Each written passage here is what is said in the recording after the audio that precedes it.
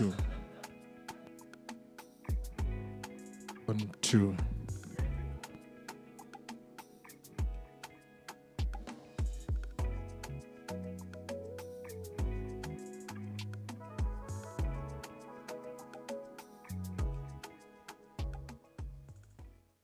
So I am confident that the women of this nation will not forget the values they have from their own mothers. I speak to the women today to say it's a wonderful celebration, and all remember that those values that were passed to us by our parents, the God-fearing values, to learn to share with other people, to learn to respect other people, to learn to be part of a society and a person in a society, that we will not forget all those. And to keep reminding all of us to say democracy is not just something that is an imagination, it's something that we all have to work very hard and work for.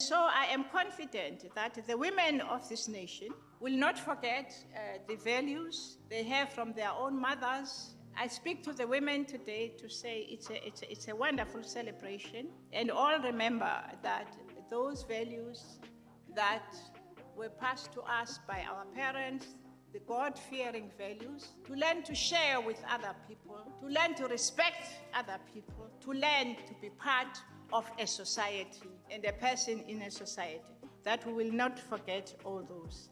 And to keep reminding all of us to say democracy is not just something that is an imagination, it's something that we all have to work very hard and work for.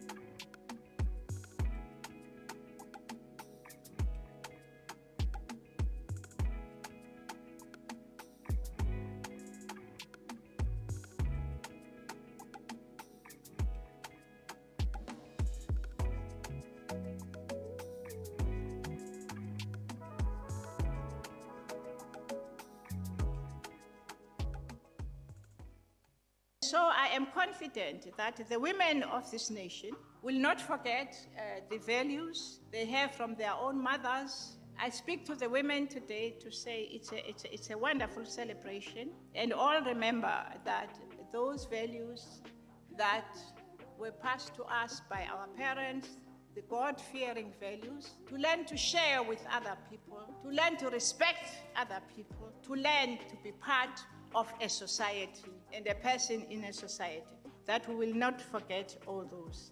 And to keep reminding all of us to say democracy is not just something that is an imagination, it's something that we all have to work very hard and work for.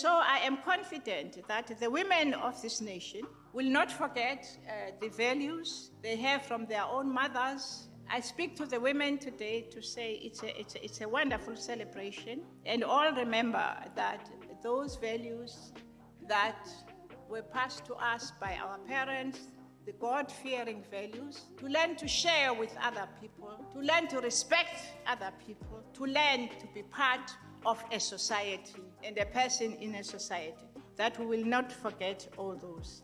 And to keep reminding all of us to say democracy is not just something that is an imagination, it's something that we all have to work very hard and work for.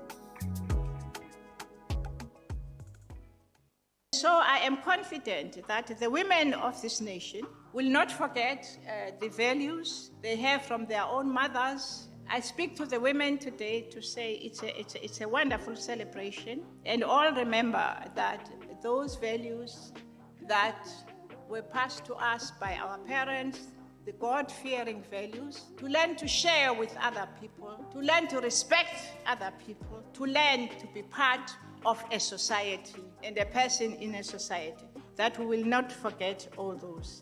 And to keep reminding all of us to say democracy is not just something that is an imagination, it's something that we all have to work very hard and work for.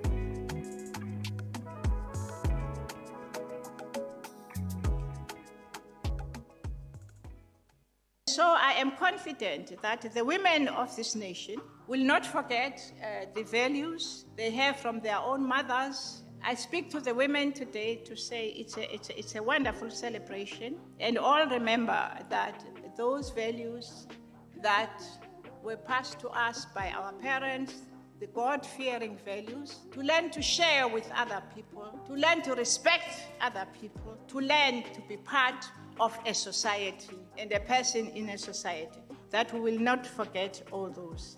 And to keep reminding all of us to say democracy is not just something that is an imagination, it's something that we all have to work very hard and work for.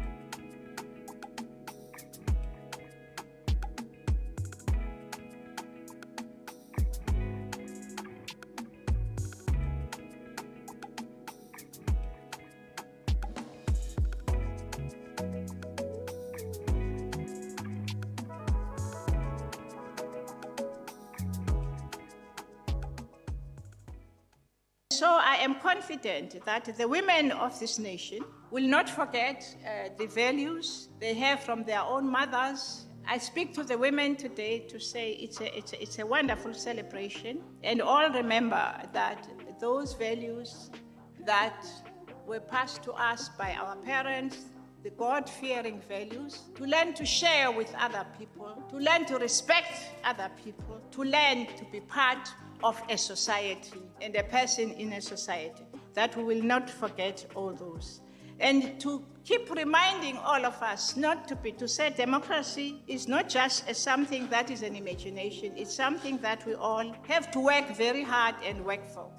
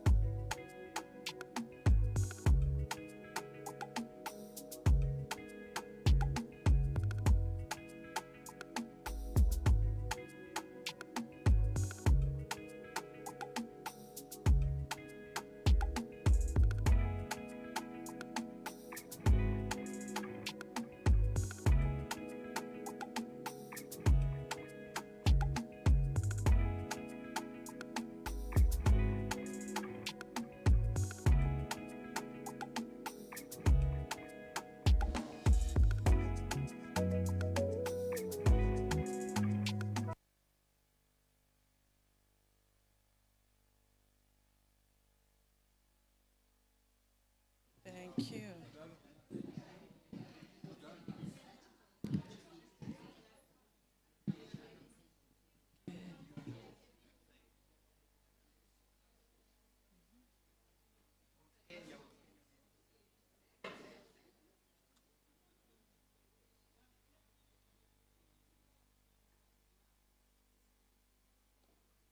Good evening.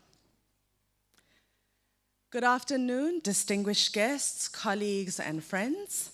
My name is Danny Bola, and I'm a researcher at the Center for Women and Gender Studies at Nelson Mandela University.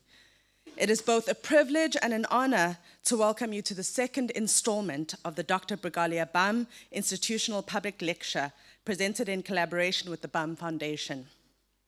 This annual lecture series pays tribute to the life, leadership, and enduring legacy of Dr. Brigalia BAM, whose commitment to advancing women's participation in democratic governance has shaped the political landscape of South Africa and the continent more broadly.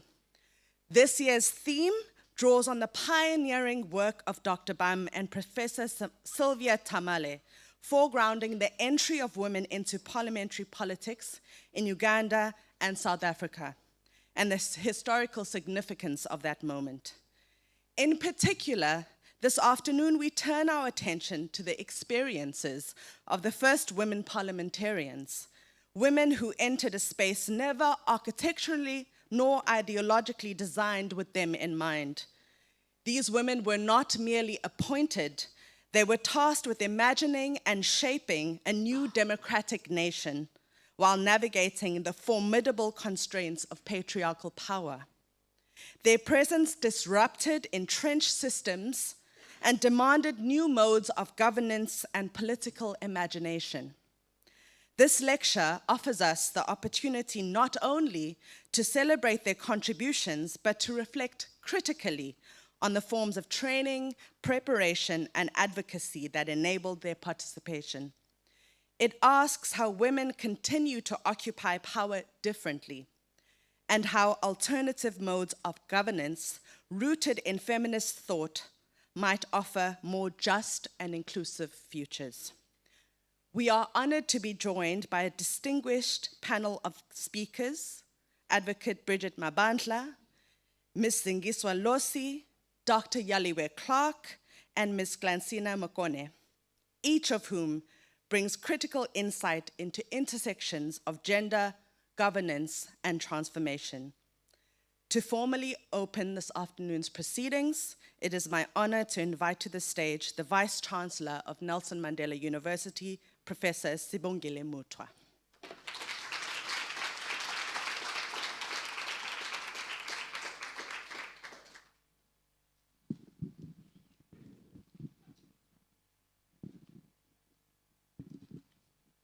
I greet our program director this afternoon, Dani Paula. Thank you, Dani, for contextualizing the event this afternoon. I want to start by greeting Dr. Brigalia Pam, the patron of the Brigalia Pam Foundation and former chancellor of our university, and the esteemed former chair of the South African Electoral Commission, amongst other things that Mam Pam has done. I want to greet our keynote speakers. They have been recognized. Advocate Ambassador Bridget Mabandla, that I have actually encountered before when I was a DG, when she was a minister. So it is lovely to see you, Ambassador, here at Mandela. I would also want to greet our other speaker, Ms. Singisolosi, the COSATU president, who also does not need much introduction in our national landscape. I want to greet Ms. O'Hara Ngoma Disego, who is the commissioner at the Center, at the Commission for Gender Equality. Our respondents, Dr. Yaliwe Clark and Ms. Glansina Mukone, as they have been already mentioned. I want to greet the family members, Mr. Lwazi Pam and Ms. Sipile Pam. We've got a number of distinguished guests this afternoon. And then I want to upfront apologize if I leave some of the names out. I would like to recognize Mr. Mzugisi Stephen Tondolo, who is the CEO of African Pioneer Group, Ms. Vuyoga Zinkevu, Regional Chairperson of Nehau, Mr. Saki Makozoma, who is also well known to us all in this university, and also who is the chairperson of the Brigalia Pam Foundation, of which also I have the pleasure to be serving in that foundation. And I would like to greet all the members of the foundation that I've seen this afternoon. I'm informed that Mark and Palisa Headbush are also here. I would like to greet them. I've not seen them. I would like to recognize Dr. and Reverend Tisani, whom I understand they are watching online, and all the people that are participating online. I know the members of our council are participating online, some of them. I want to greet the Deputy Vice Chancellors this afternoon of our university. I've seen two, at least, Dr. Mueng and Professor Kiet. I want to greet all the top and senior managers, the professoriate, the academics, but I want to single out Professor Pamela Maseko, our Executive Dean of the Faculty of Humanities, and Professor Babalo Makoqwana, the Director of our Center for Women and Gender Studies, who are co-hosting the event this afternoon. I greet all staff, students, alumni, and friends of our university and community of the city, including those that have joined us online. I acknowledge all of you with great humility, and please forgive us if there are names we should have mentioned, but which we did not mention. You are all welcome. On behalf of this university, I welcome you to this second institutional public lecture in honor of Dr. Pam. This year's lecture has brought together a stellar cast of participants and guests, as our program director has said, and we're looking forward to an exciting and engaging afternoon. We're grateful to you all for taking time to join us, because time is a commodity that you can never replace. The lecture is a contribution of the Mandela University Pam Foundation Partnership, which was established in 2022.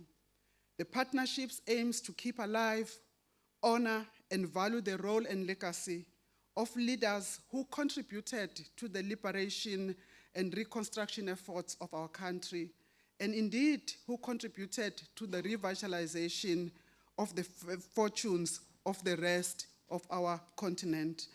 and Mampam is decidedly one of those. As we welcome you all to the 2025 Dr. Pam's public lecture, we are all keenly aware that the general geopolitical situation has brought new precarities and fragilities to democracies around the globe. The emphasis on multilateralism, global solidarity, the principles of social justice and equity is being eclipsed by self-interest agendas.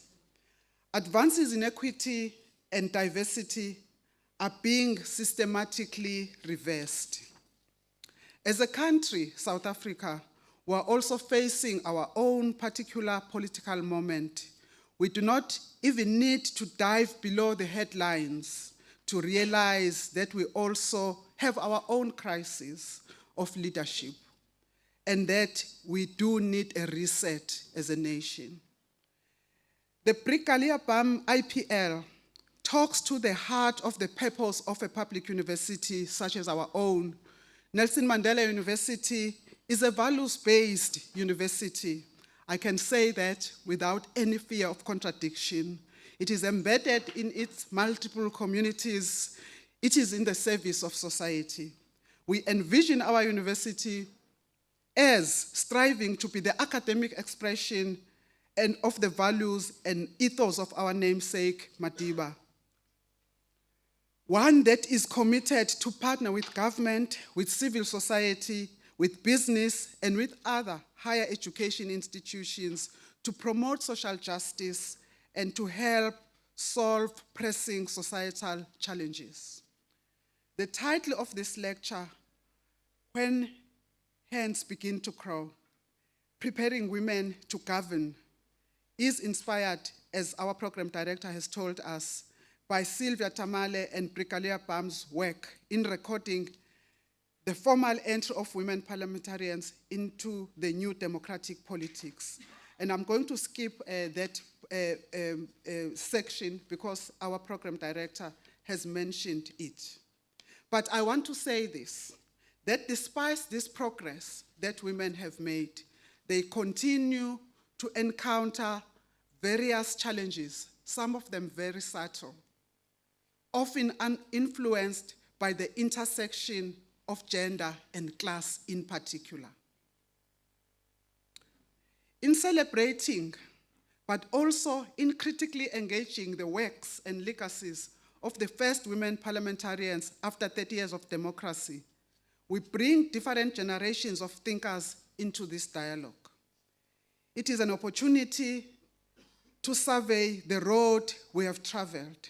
Equally importantly, it is an opportunity to reflect on the type of leadership needed to foster democracy and social justice in our country, in our continent, and globally. At a personal level, as I move to conclude, I am persuaded myself that the true anchor of impactful leadership is linked to one's capacity to grapple with contradictory postures that both foreground as well as surrender to the roots that formed them. Dr. Pam has been an embodiment of this poise and this posture. And it is thus no wonder that her relatable brand of leadership has impacted all of us deeply. It is my view that our scholarship is yet to properly theorize these linkages, Dr. Makokwana, particularly through the gender lens. This is why the recently erudite published work of the BAM family history by a highly respected historian, Professor Sean Morrow, deserves our collective applause, but the work is not done yet.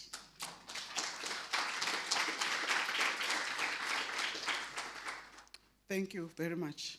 The Faculty of Humanities, under the leadership of Professor Maseko and her colleagues, the Nelson Mandela University Center for Women and Gender Studies, as well as the influential chair of African feminist imaginations held by Professor Phumla Qola have all been pivotal in ensuring that we stay invested in curating the work and in further preserving the legacy of Dr. Pam, so that we do not waste, we do not squander opportunities to learn from her work and from her life.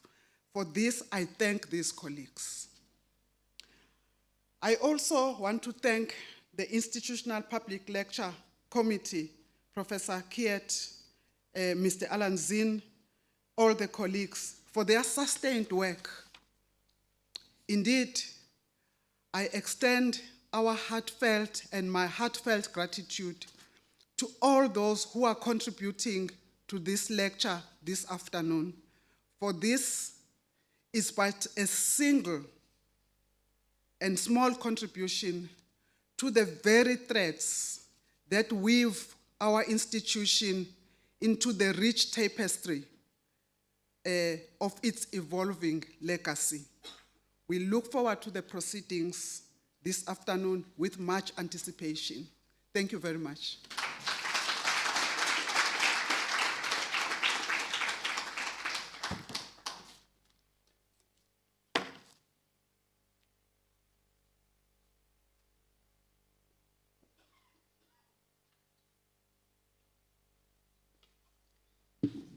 Thank you so much, Vice Chancellor. Now to speak to the meanings of this public lecture and to introduce our first speaker, I'd like to invite the Executive Dean of the Faculty of Humanities, Professor Pamela Maseko.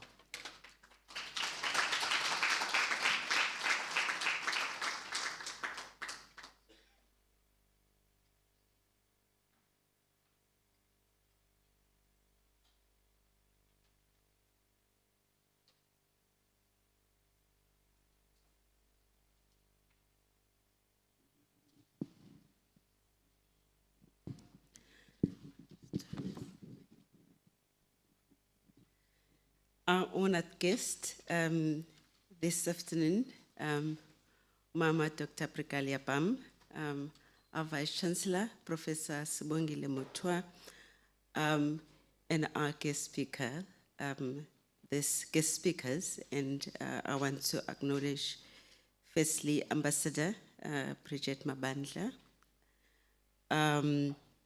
Zingiswa Losi, Ms. Zingiswa Losi, Dr. Yaliwe Clark, and Ms. Clansina Mokone. They are all speakers and respondents this afternoon. I want to acknowledge the friends, family, relatives, and members of the Brigalia Pam Foundation, Mr. Lwazi Pam and Sipile Pam, Mr. Saki Matozoma, Dr. Tami and Reverend Ezra Tisani, who, as the VC has indicated, are watching online, primarily because of elderly ill health. And Nziki Kumbe, Ms. Twaita Deliwe. This is all. Mama is bringing an entourage this lecture. So thank you for Mama for that. And thank you for everybody supporting us and Mama in this endeavor. I also wish to acknowledge Ms. Stephen Tondolo, CEO, African Pioneer Group, Mamu O'Hara Ngoma Teseko, the Commissioner for Gender Equality, and I'm told that also the sister Gamama, Ambassador.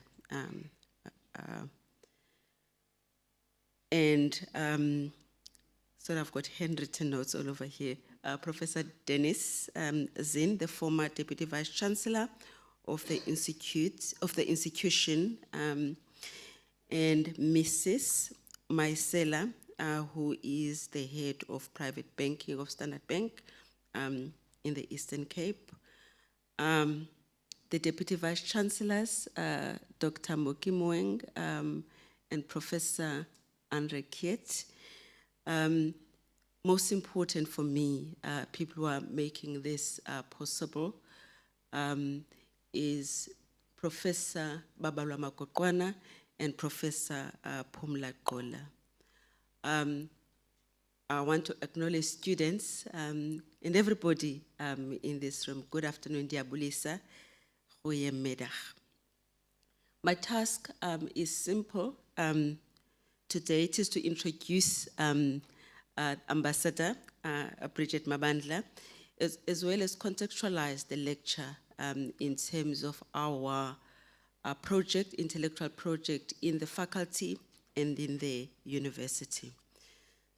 So therefore, the Nelson Mandela University Brigalia BAM Institutional Public Lecture is an event in the, that brings meaning to the faculty's strategic commitments.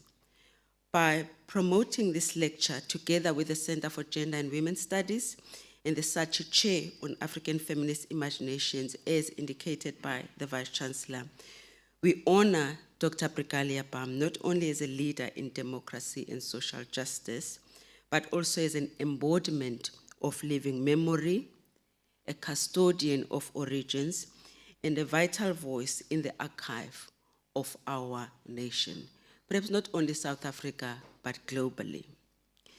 In terms of its meanings to the university and the faculty, this lecture is situated within the university's strategic thematic area on origins, memory, heritage, and archive, as well as the strategic trajectory on the revitalization of the humanities, and the faculty's strategic thematic area on African womanhood and gendered histories. As a faculty, we do not engage with these just as abstract concepts, but as frames through which we recognize that democracy is not secured only by institutions such as universities, institutions of power, I must add, but through the voices, struggles, and stories of those who shape it, particularly women who are generally marginalized and are in the periphery of history and history-making. Dr. Brigalia BAM's life reminds us that the humanities are revitalized when we recover marginalized histories, when we draw from the archive to make meaning of our scholarship, not just for preserving these, but for our work, our scholarship to have relevance, meaning to our students, as well as impact to society. Dr. BAM's work exemplifies how African womanhood and gendered experience are central to understanding both our past and our democratic future. So that is why we are doing what we're doing through this lecture. So I do trust on behalf of the faculty and the center and the chair that this lecture inspires us as a university at this institution to keep building a university and a society where knowledge, memory, and justice remain inseparable, entangled. So then it is my great honor to introduce you today someone whose life and work embodies courage, integrity, service to society, and unwavering commitment to justice. And this is Ambassador Bridget Sylvia Mabandla.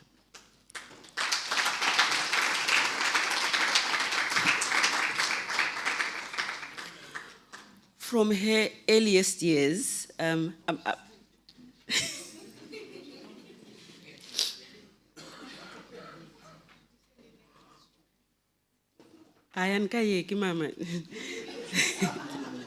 From her earliest years as a law student and a founding member of the South African Student Organization, Ambassador Bridget Mabandla aligned her life with the struggle for justice, freedom, and dignity.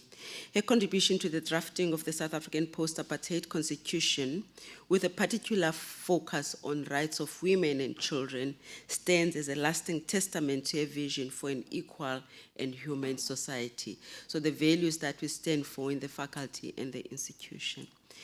Her career has spanned multiple leadership roles at the highest levels of government and international diplomacy. She has served as minister in key portfolios, minister and deputy ministers in key portfolios, from housing to justice, constitutional development, and later public enterprise. Each time shaping reforms and policies with the people at the center.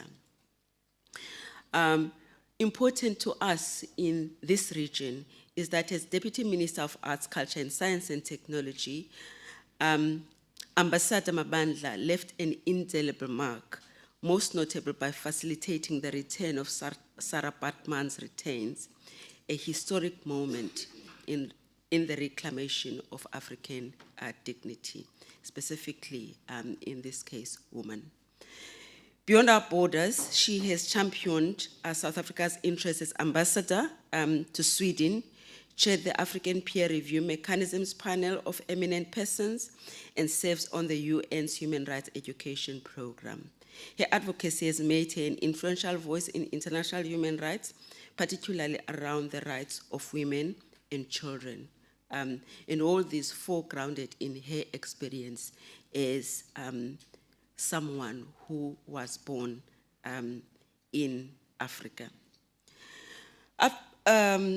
Ambassador Mabandla's leadership extends beyond the political arena. As chairperson of the National Orders Advisory Committee, she helped honor the contributions of South Africans who shaped our democracy. As the founder of the Women's Coalition, she pushed forward the agenda of gender equality in both national and a global context. It is this combination, maybe remarkable combination of professional achievement and political courage that makes Ambassador Mabandla's presence here so fitting.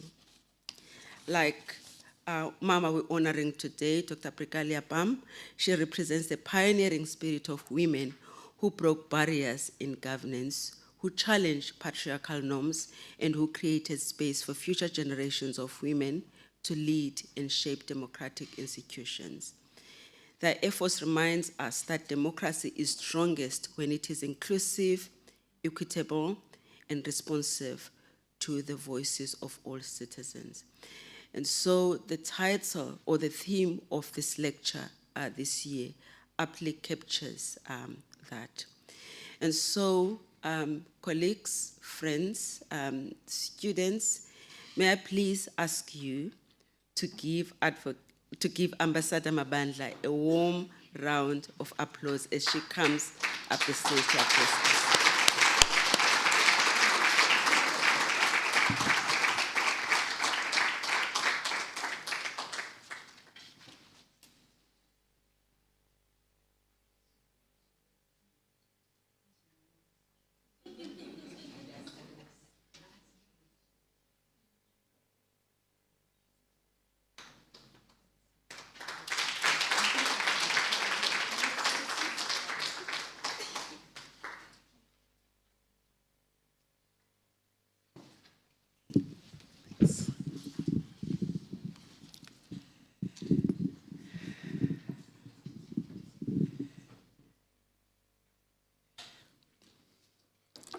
Dr. Brigalia Bam,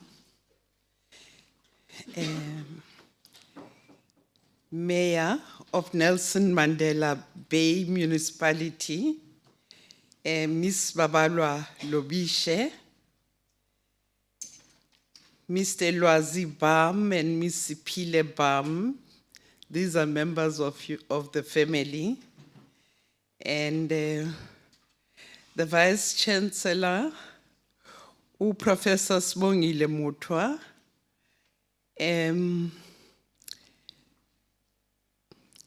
DVC of Engagement and Transformation, Portfolio Professor Andre Kitt, Dean of Humanities, Professor Pamela Maseko.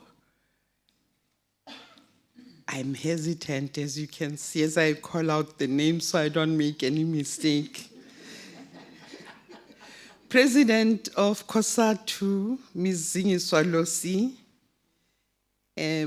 former director, Gender Studies, Institute, UCT, Dr. Yaliwe Clark, part of one of the speakers, and of course, Dr. Yaliwe Clark, also a speaker.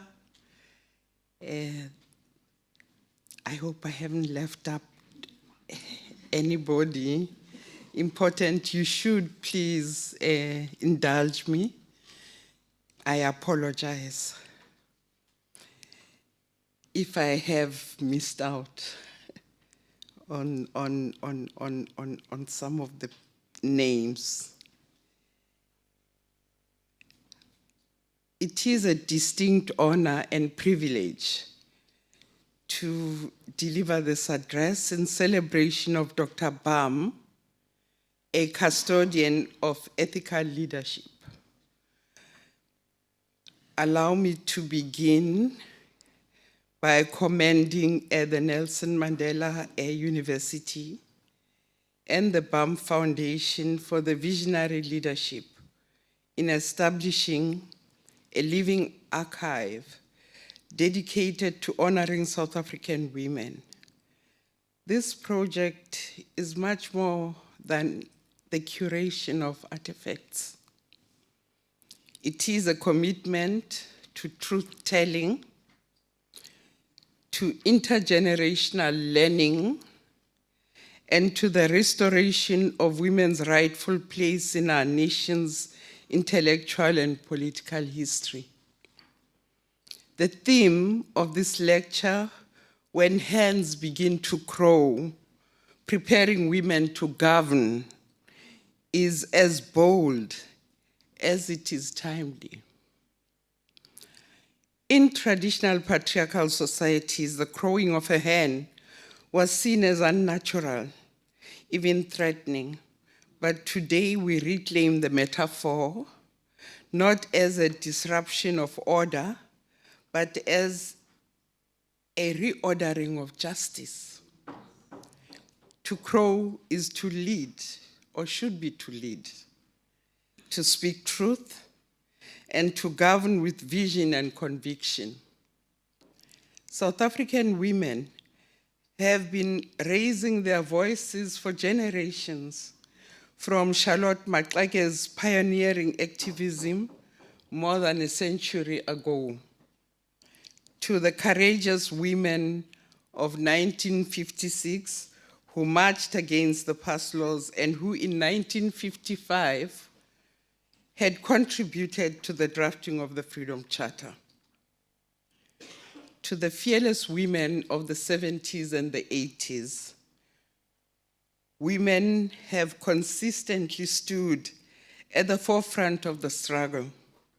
They organized through structures such as the Federation of Transvaal Women, FETRO, the Natal Organization of Women, now the Port Elizabeth Women's Organization, PEU, the Border Women's Congress, the East London Women's Organization, as well as through trade unions, churches, and community networks.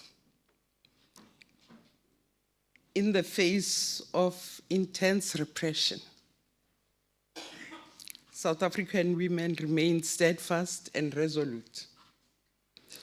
Among them were those who were part of the Constituent Assembly and contributed towards the negotiation and the drafting of the Constitution. South African women have always spoken out, often before dawn, often in defiance of silence and exclusion. Throughout the brutal decades of apartheid, women were not just participants in the resistance, they were often the backbone. They led, they mobilized, and sustained a wide range of grassroots and national movements. While apartheid's policies fractured families through forced removals, migrant labor, and of course incarceration, it was women, mothers, daughters, sisters, grandmothers, you name it, who held communities together. They carried the burden of raising children, running households, and resisting oppression often simultaneously. The devastation of the family unit turned many women into both breadwinners and community leaders. In this context, women's leadership was not a theoretical ideal, it was a lived necessity. The Eastern Cape, particularly cities like East London, Gqeberha, is home to formidable women leaders whose contributions span across generations. Women such as Sophie de Bruyn, she's still alive, Lillian Goy, Lillian Dillerix, Dora Tamana, Sylvia Nim, the current SG of the Veterans League of the Women, Ilva Makei Langa, president of COSATU, with us here, Zingi Swalosi, and you will remember also Loretta Jacobs. These are just examples of women who represent a powerful legacy of resistance, resilience, and leadership. These intergenerational trailblazers exemplify an unwavering commitment to justice, freedom, and equality.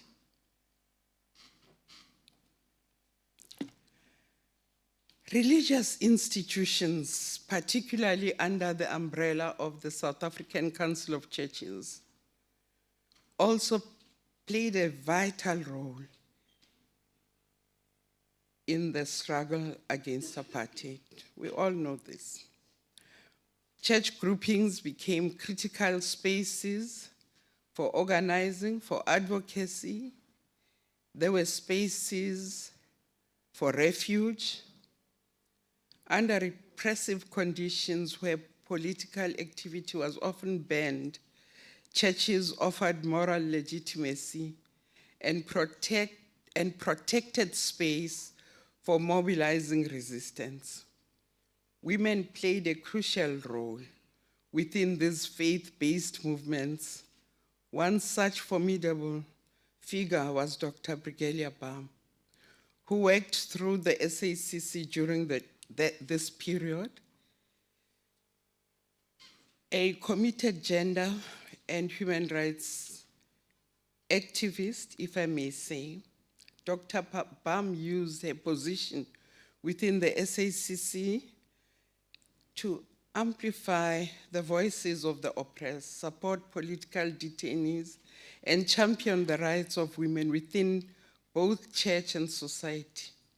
Her leadership helped to bridge the gap between spiritual conviction and social justice, proving that faith and resistance could go hand in hand. These women did not wait for permission to lead. They organized not for personal gain, but to bring down a vicious apartheid system, which was very brutal, particularly in the 80s.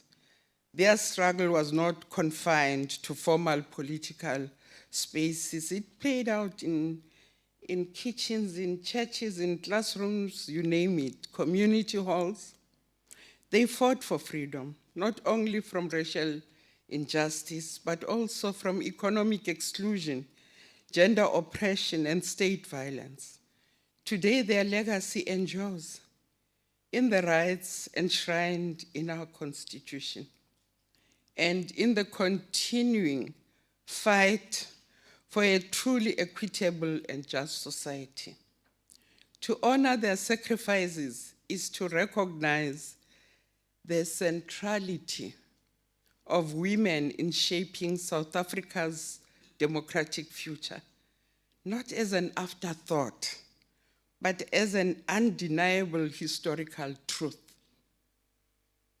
Dr. Brigalia is part of this remarkable lineage. As chairperson of the Independent Electoral Commission, she played a pivotal role in building the foundation of democracy in post-apartheid South Africa, ensuring our electoral processes were credible, transparent, and trusted by the public. That was very important. From 1999 to 2011, her leadership of the IEC elevated the institution to international acclaim, a gold standard in electoral integrity. Under her guidance, the IEC not only administered elections, but also nurtured the democratic imagination of a young republic. Her appointment by President Nelson Mandela was a deliberate and a powerful statement, one that recognized the indispensable role of women in governance. Indeed, in that foundational moment in 1994, you will recall Mama Albertina Sisulu nominated Mandela for the presidency. And you do remember, Winnie Mandela, Madikizela Mandela, nominated Frini Jinwala for Speaker of the National Assembly, the very first woman in that position. So these were not symbolic gestures. They were declarations that women would not merely support democracy, they would shape and lead it. In 1995, again, you will recall now, we're getting to the policy stage.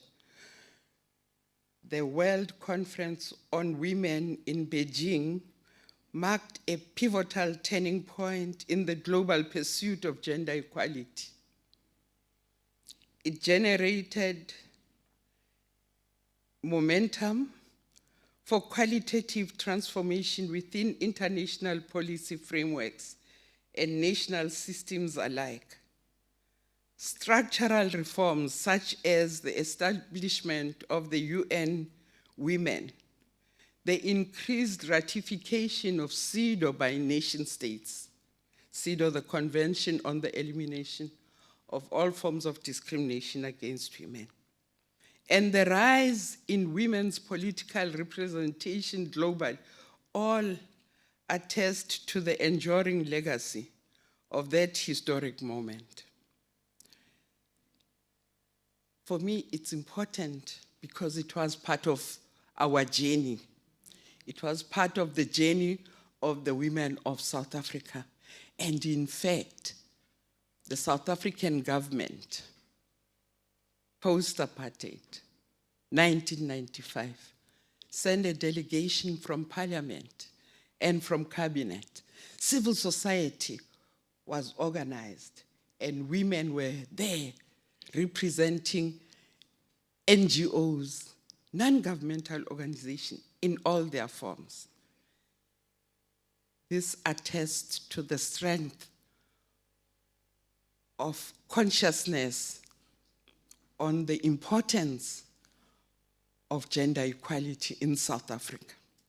That is why I'm bringing into this discussion that moment of 1995. Again, on the African continent, instruments such as the Maputo Protocol reflect a commendable effort to strengthen CEDAW mechanism and institutionalize the Beijing commitments. That was big progress.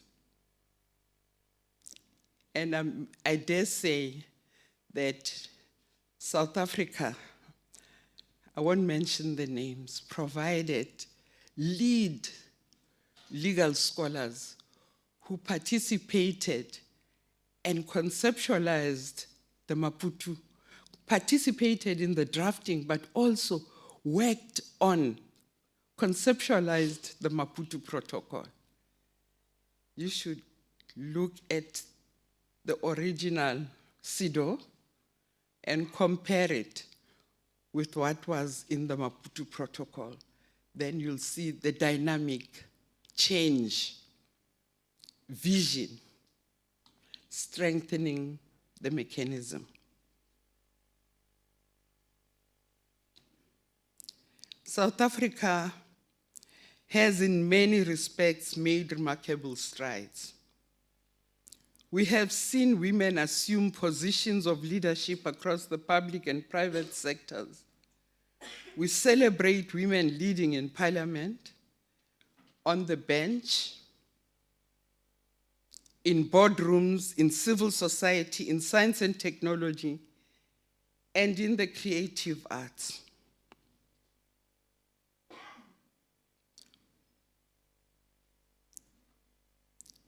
And I dare say, in global diplomacy as well. Our constitution is widely lauded as one of the most progressive in the world.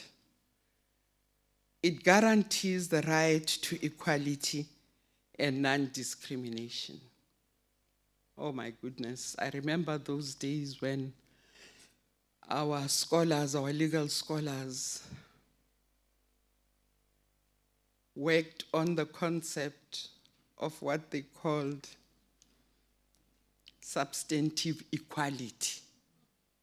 In other words, defining equality to its depths. That came from South Africa. Mechanisms such as gender-sensitive budgeting, the Commission for Gender Equality, and progressive jurisprudence on socioeconomic rights reflect a deep commitment to transformation. But let us be honest about the challenges that persist.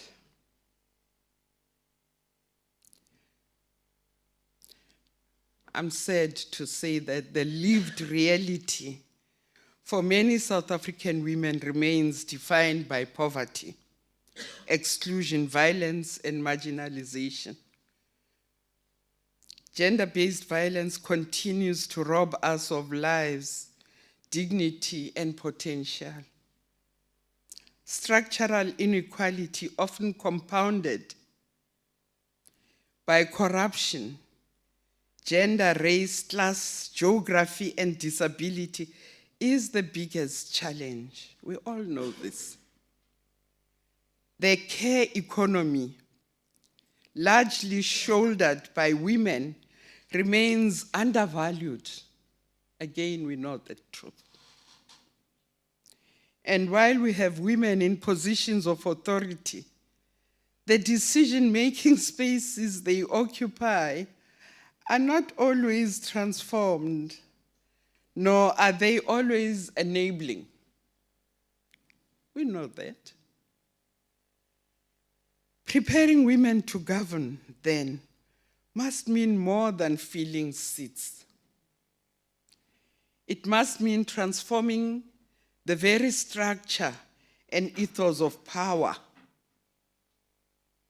It must involve dismantling the social and economic barriers that limit women's full participation. It must mean creating leadership pipelines that are inclusive, supportive, and value-driven. I want to repeat, and value-driven. So what does meaningful progress look like? I asked myself those questions. It looks like a society where girls are not socialized into silence. Bantu, our customs. We can move the needle. It looks like rural women having accessing land and capital. It looks like gender responsive budgeting at all levels of government. We tried it. We are not yet, they are not yet there. We must get there. Gender responsive budgeting is very important. It looks like a community safety plans that center survivors. Survivors must be of paramount importance. It looks like young women seeing themselves reflected in the curriculum, in the media, and in public office. It looks like feminized leadership models rooted in care, ethics, and accountability. And what is the role of the generation that brought us here? Sislope, Dr. Brigalia. I am saying that women like Dr. Brigalia Bam must continue to serve as guardians of memory and mentors of principle and stewards of justice. They must help us document the past, illuminate the path forward, khanyisani indlela, and nurture the moral imagination of the new generation. So there must be intergenerational connectivity, interaction at all times.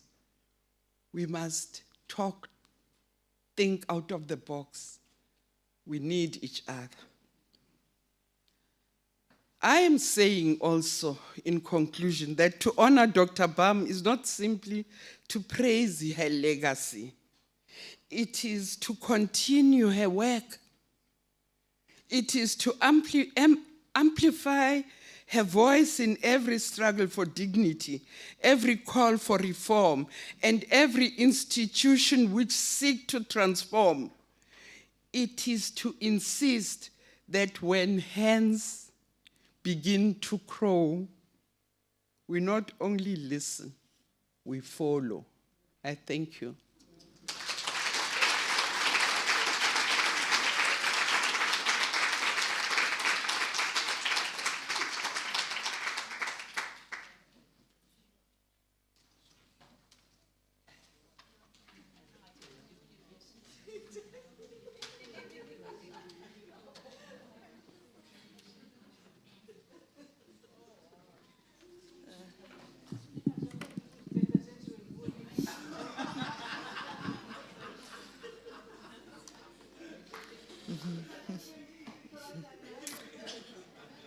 Thank you so much, Ambassador. It's been such a wonderful time getting to know you, and your words were so poignant and meaningful to our work at the center and to this lecture, so thank you.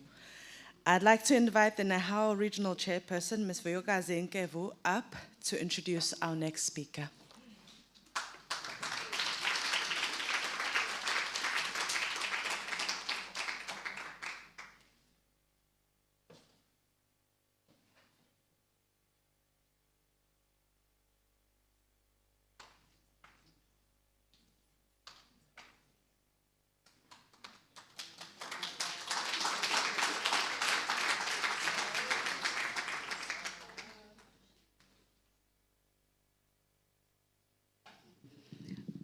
Mandla. Mandla. Wathinta umama? Asoze kaloku. Wathinta umama? Wathinta umama? Phatha mama phatha. Phatha mama phatha. Skhokhele mama skhokhele. Amandla. Amandla. That is the way that I've learned to, when we need to greet as young leaders in such platforms. It is a great honor to stand in front of great leaders that have paved a way for us as young leaders in the spectrum of politics. We were having a discussion with the president when we were coming here, Mama. And we're looking at the struggle of women in politics. We might be in a space where we're fighting for equal rights for equal workers. But when you look into the struggle of women, it's double-edged sword. I'm standing here to introduce a remarkable woman that has led in a space where it's male-dominated. A woman that is coming from the dusty streets of Port Elizabeth in KwaZulu, born in October 1975. Mamulosi is within the labor movements and became the first woman to hold office of the presidency in COSATU unopposed. Very important.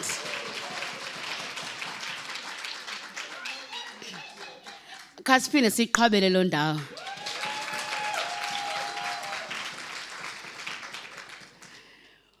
Umama Ulosi, my president, she has led COSATU since 2018, and COSATU saw it fit that should be re-elected in the year of 2022, still unopposed.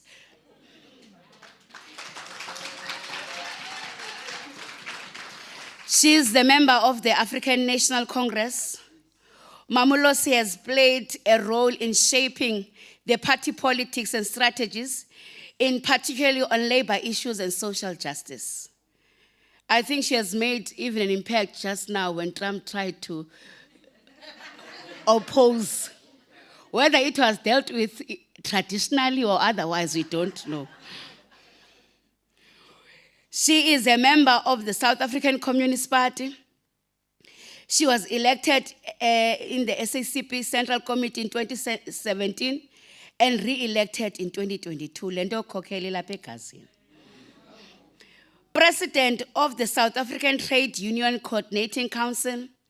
She was elected in 2017 and re-elected in 2022. I want you to see a pattern here. Umama, she doesn't like this thing that I'm doing.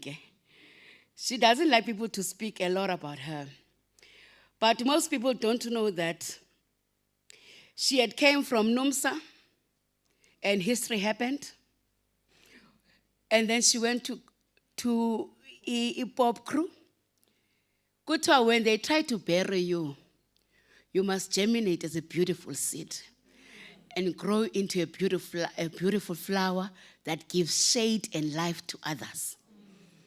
They saw that she was not a need at the time, but when plans are redirected, you become what you are meant to be. At the time, she became someone that was dragged in media, showcased as someone that is incompetent. But due to the pattern of leadership, where she had germinated into a beautiful tree, a tree that has shade and life for others. We are speaking of a great leader. We are speaking of a role model that is currently alive in our lifetime. As young leaders working in an environment that has a double-edged discrimination against us, Umamulosi has stood her ground. If you're a leader of brown envelopes, you don't make the time to be re-elected. I think we have not found in any news that you would hear stories of brown envelopes. I think you must give that a round of applause. She holds a certificate in communication and strategies, advanced journalism. She holds a higher certificate in business management from Regent Business School, a higher certificate in project management from Rhodes Business School, a certificate in business development management with the University of Port Elizabeth. As I've said, the highlights of her work is being the first female to hold the presidency of COSATU, the only female in the space of workers to advocate for workers' rights and social justice, a leader in a trade union movement, participated in international labor conferences and events. Ayingomntana nje wasemgqobeni, but she had made sure ukuthi where she comes from doesn't determine where she goes. Let's, xa ndizamphakamisa ke nizandixosa qhwaba zandla.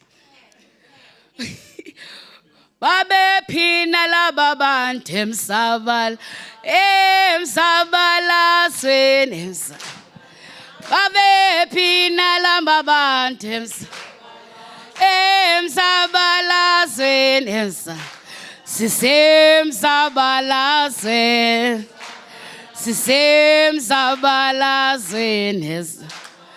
emsabalasweni emsabalasweni upam wayekhona emsabalasweni upam wayekhona emsabalasweni sisemsabalasweni sisemsabalasweni asoze hlale phansi semsabalasweni sisemsabalasweni amandla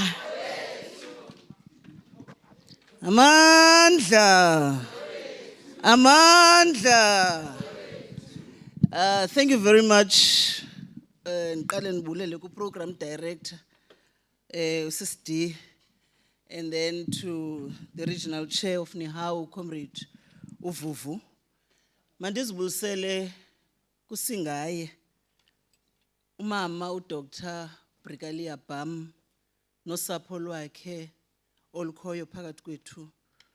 Ndizibulisele kwisikhokelo sale university, Nelson Mandela University, Professor Muthwa, nesigqeba sakho esiphezulu.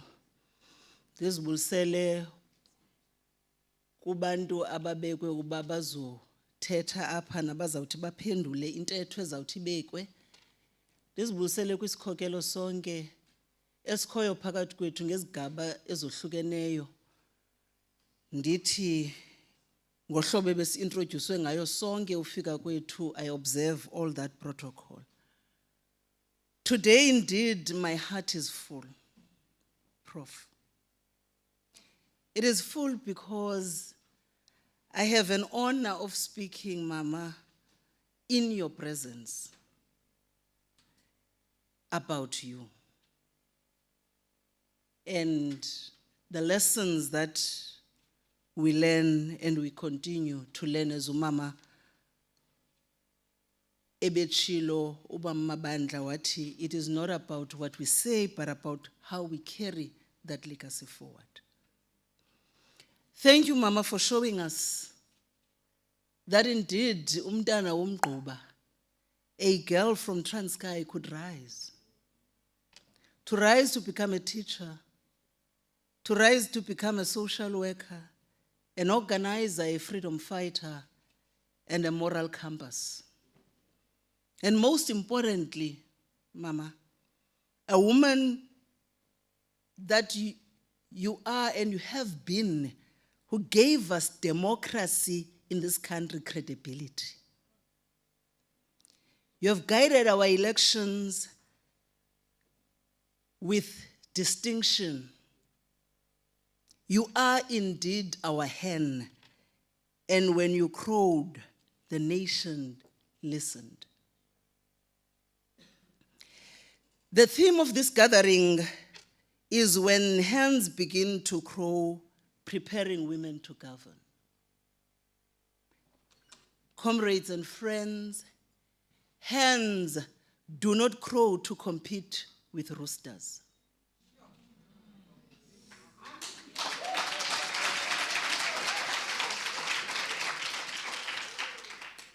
Hence, they crow to announce danger, to gather the flock, and most importantly, to signal a new day. And so when women begin to crow, it is society's call to prepare them to govern. Because governing, it is not about titles. Governing is about service. And women have been servicing. Women have been leading. Women have been sacrificing for generations, and too often, as Umama Babandla have said, without any recognition. Umama, esingaye namhlanje, Mama, Ubam, you are part of a long line of hens who crowed across history. In 1913, women in Bloemfontein tore up their parcels and said, enough.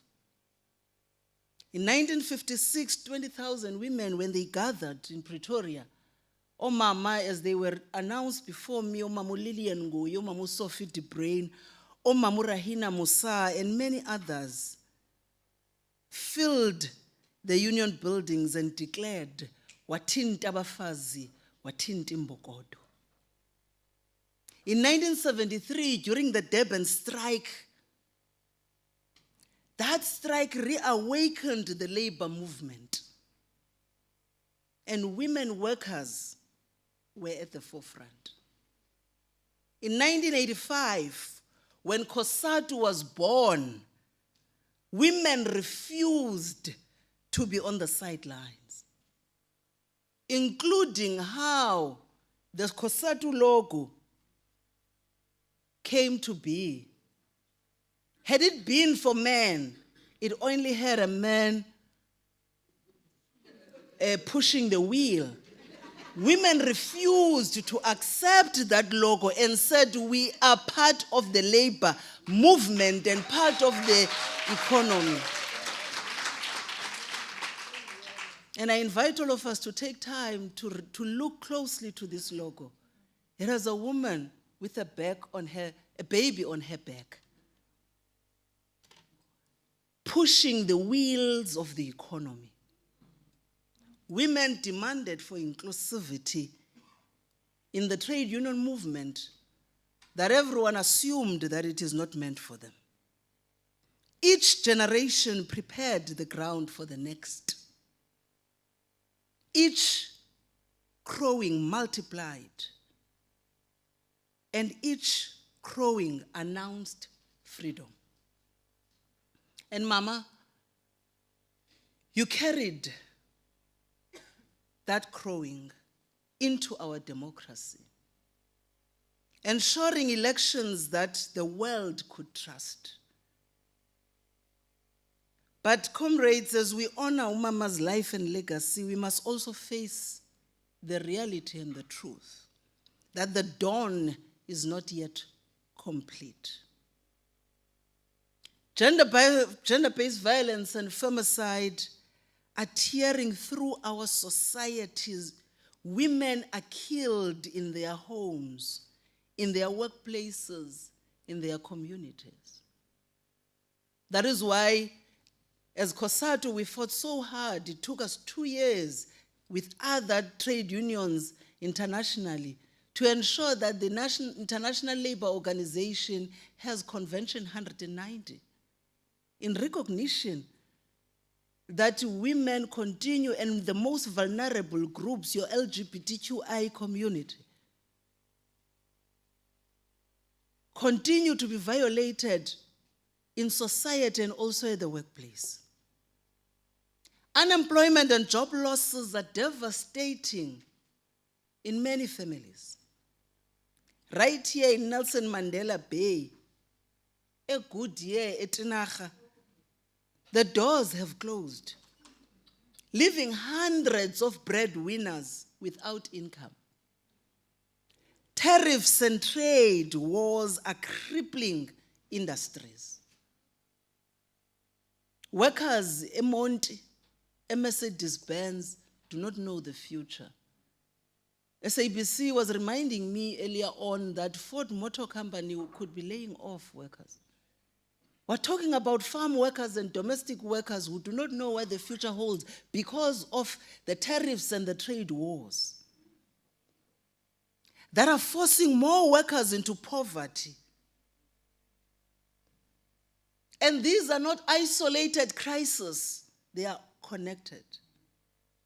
Because when unemployment rises, when poverty deepens, when men are jobless, while patriarchy remains intact, we see the ugly rise of gender-based violence and femicide.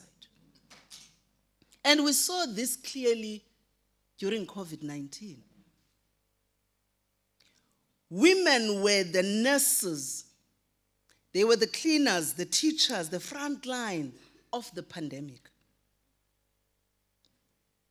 Women were the first to lose their jobs. Women carried the heaviest burden of unpaid care, and gender-based violence became the second pandemic. And what COVID-19 taught us was the undeniable truth.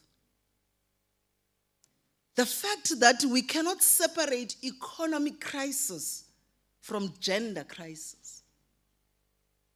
The reality that we cannot separate job losses from violence. The reality that we cannot separate tariffs and trade policy from women's survival. And this is why preparing women to govern is not optional, but it is urgent. Because women leadership matters in governance.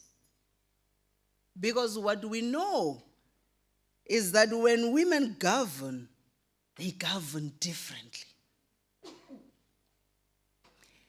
Women, they bring priorities too often ignored. We speak about gender-based violence. We speak about the reproductive right justice.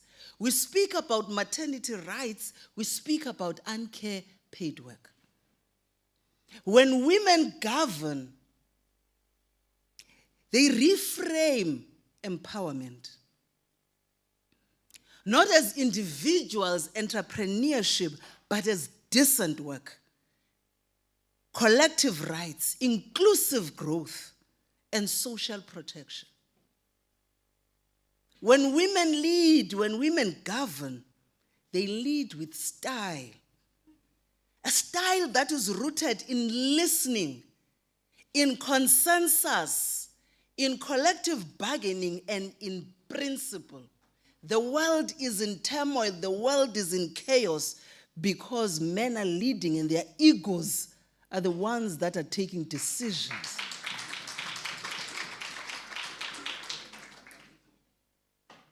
When women lead, when women govern, they connect local struggles from clinics, schools, factories, with global struggles, from climate justice to trade equity. Their diplomacy is accountable not only to a flag, but to a base, to workers, to communities, and to the people. And indeed, South Africa has produced extraordinary women leaders who carried this vision into governance. Sithatha ngomama uGertrude Ushophe. He was a trade unionist, ANC women leader, an internationalist. Sithatha ngomama uDr. Nkosazana Dlamini Zuma, the first woman to lead the African Union Commission. Sithatha ngomama uambassador advocate Bridget Mabandla, our ambassador to Sweden. Sithatha ngomama uNozipho Mkakato Diseko, our UN ambassador, a lead negotiator in the Paris Agreement, bringing justice and equity to climate diplomacy. We're talking about Omama Dr. Phumzile Mlambo Ngcuka, the deputy president of our country and later the head of the UN Women. Sithetha ngomama uThenjiwe Mtintso.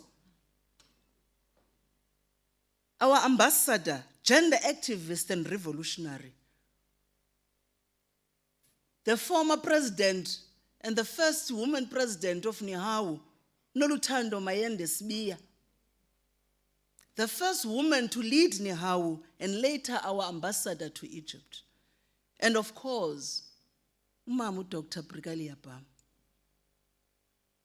The woman whose leadership ensured South Africa's democracy was trusted around the world. But indeed, leadership does not bloom without preparation. Hlangothi abantu ke awulala uvuke uyinkokheli akufani noba nentongo. Inye into lala ungenayo uvuka unayo mama zintongo. Akakho umuntu onozatha ukuthi uthi xa ngilala ebusuku xa ungalala uvuka usemhle ufana noba before ulale uthi xa ngilala. You need to prepare, you need to nurture. And so we must then identify, nurture, and protect young women leaders. We must re-socialize boys to respect equality and not perpetuate patriarchy.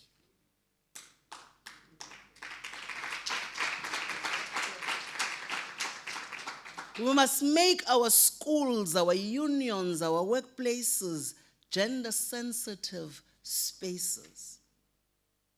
We must draw on examples of many countries where higher women's representations corresponds with stronger economies and better social outcomes. And preparing women to govern means investing in training, in systems, and in courage. And we must be clear, this is not only a South Africa's challenge. Across Africa and across the global South. But women are pushing back. Women are pushing back against imperialist trade regimes. Women are pushing back against neoliberal austerities. Women are pushing back against militarized politics. Women are pushing forward for climate justice. They are pushing forward for vaccine equity, for Pan-African solidarity, and for feminist internationalism. And this is the governance the world needs. Kukho ke apho xana omama kufuneka bephakamile naxa bephakama for ukhokela kuthiwe sizenza amacephe. Sifuna uphatha siphethwe. Kanti ingxaki ngaba bantu bangafuna uba ngamacephe bona bangafuna uphathwa.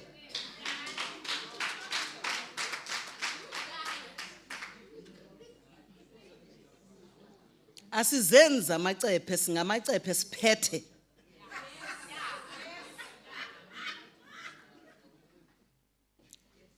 And according to wrong, women must not be made to apologize. Because sometimes from where I'm coming from in the trade union movement, siyabavota data be-30 platforms mama bethetha bakhumsha English, Marxism, Leninism and big words ophuma confused. Ungavanga bebesithini na. Mlandelele akho content. There's no leadership. Uvuthela umoya oshushu ophuma ngomlomo. Mlandelele. Ngoba isikhokelo is not about being driven. Isikhokelo is not about your handbag being handled by somebody else. Isikhokelo is not about people ensuring that before you come in, the hall is full. Isikhokelo is to arrive on time, be there early, and lead.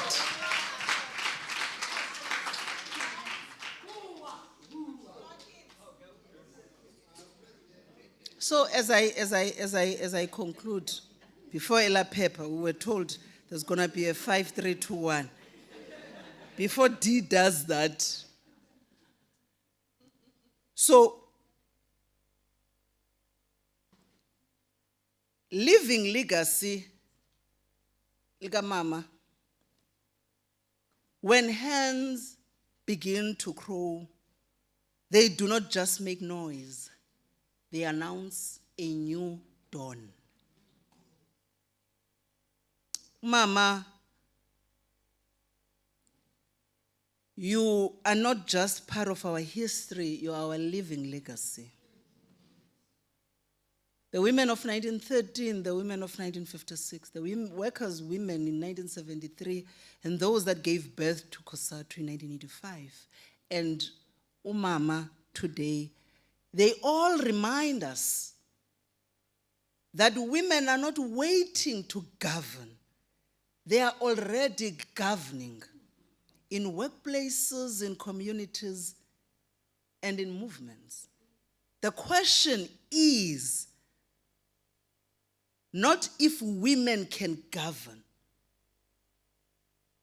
but rather the question is, when will society finally prepare itself to accept leadership that already exists of women? And the answer is now is the time. So we are here, Mama, to pledge to multiply the crowing. We are here to pledge, to prepare women to govern, to ensure that every woman, every girl, and every worker lives in freedom, in dignity, and in equality.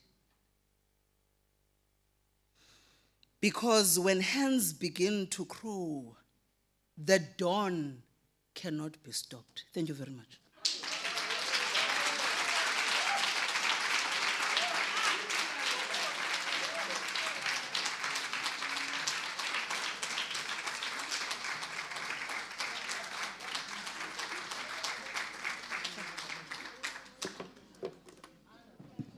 Sure, wow.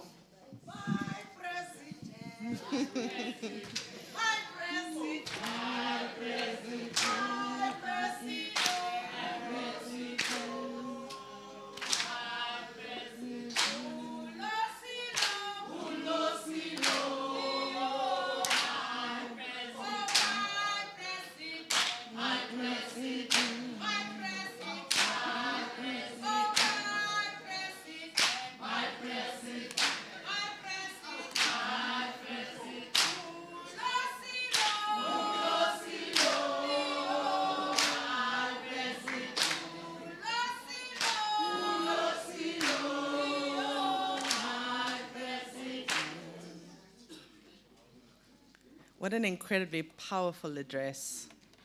And I'm glad that we have the discussion afterwards to reflect on it. So now we're going to begin the discussion part of today's proceedings. And I'd like to invite Dr. Yaliwe Clark up as our first respondent.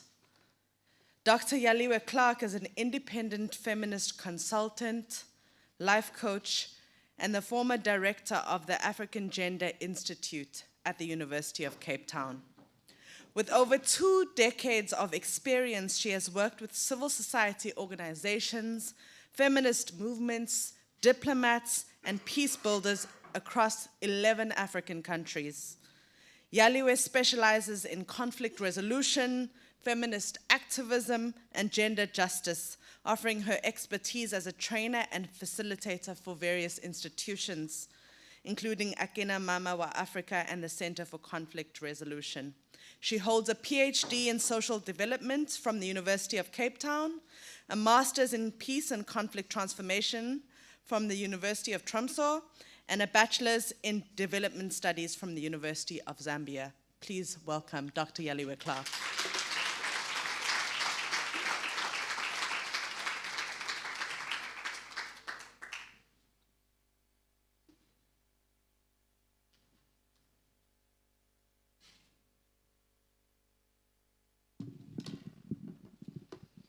Good afternoon, everybody. My heart is pounding. I don't know about your hearts. I feel fully lifted, fully held, fully seen by the legacies of African women. It's powerful. I want I am a discussant. I need to remember that. You know, years of lecturing, what it does to you. It is really difficult to be short. So I just want to honor our distinguished guests and really recognize the presence of our legacy holders, our legacy leaders, Dr. Brigalia Bam, and your family, and your community that you have brought here. That also signifies how you carry your legacy. And I hope I'm like you when I am in my later years, very fit and present and alert.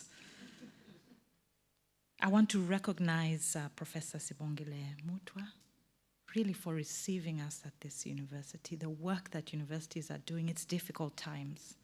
And I'm aware that what it means for us to lead our universities as Black South African women is particularly impressive. And it's a hostile environment.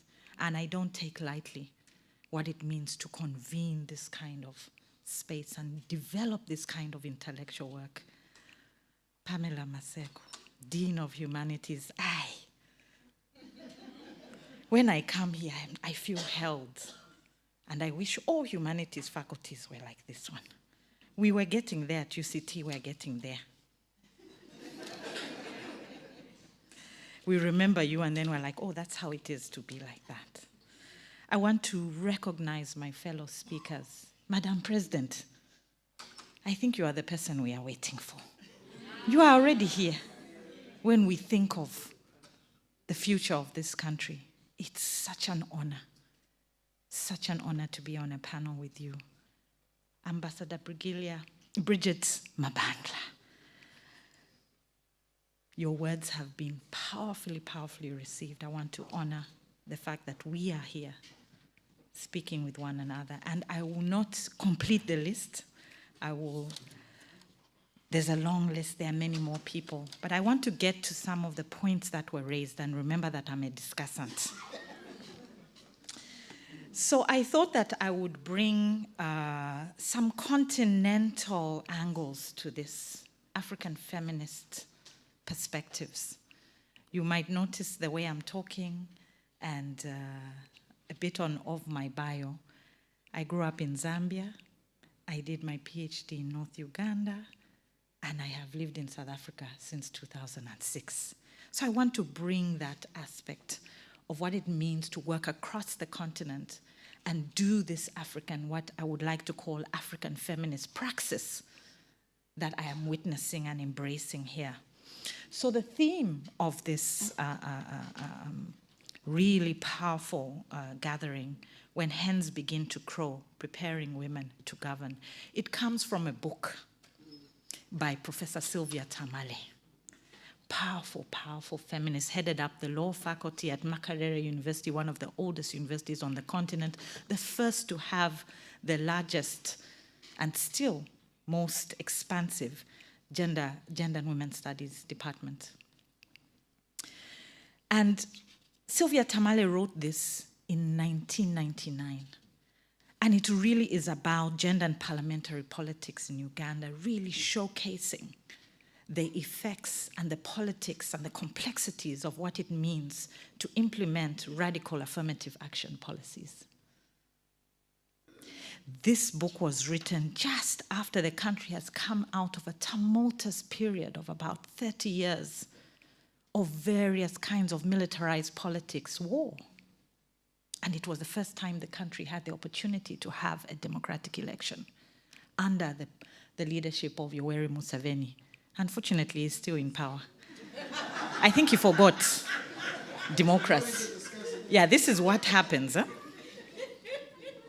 At that time, everybody was very excited. This is when this book came out. And I just want to read, because the title of this book, When Hens Begin to Crow, Gender and Parliamentary Politics in Uganda, it begins with a phrase and explains why she picked this phrase. Introduction, page 1. Female chickens normally do not crow. At least popular mythology claims that they cannot. Hence, in many African cultures, a crowing hen is considered an omen or bad tidings that must be expatiated through the immediate slaughter of the offending bird. During the 1996 general election to Uganda's national legislature, a male observer at a campaign rally reminded a woman candidate of this old African apogem. I won't read it because it's in Luganda. Yaliwe can't speak Luganda. However, in English it translates, "Have you ever heard a hen crow?" The message was clear. Women have no business standing for political office. The rowdy applause from other men at the gathering signaled their broad sympathy and support for their colleagues. Misogynist patriarchal observation. And so this book was written at a time when the country was preparing for these democratic elections. And these are the sentiments, and I'm sure they are not unfamiliar, isn't it? We've been talking about this. And I think what was really powerful today, Ulosi, my president. You are now my president of South Africa. You know, the way you twisted the theme here, and you said, hens do not crow to compete with roosters. Really, this book is really about that. It's like you read this book.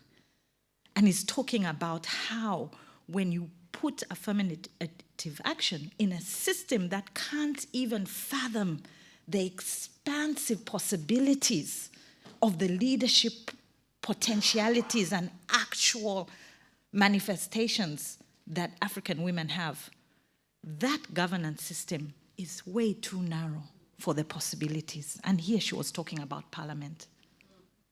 Our imaginations of parliaments and many of these formal governance structures, the imagination of them is not large enough to actually embrace the versions of leadership and grounded power that women, African women, hold.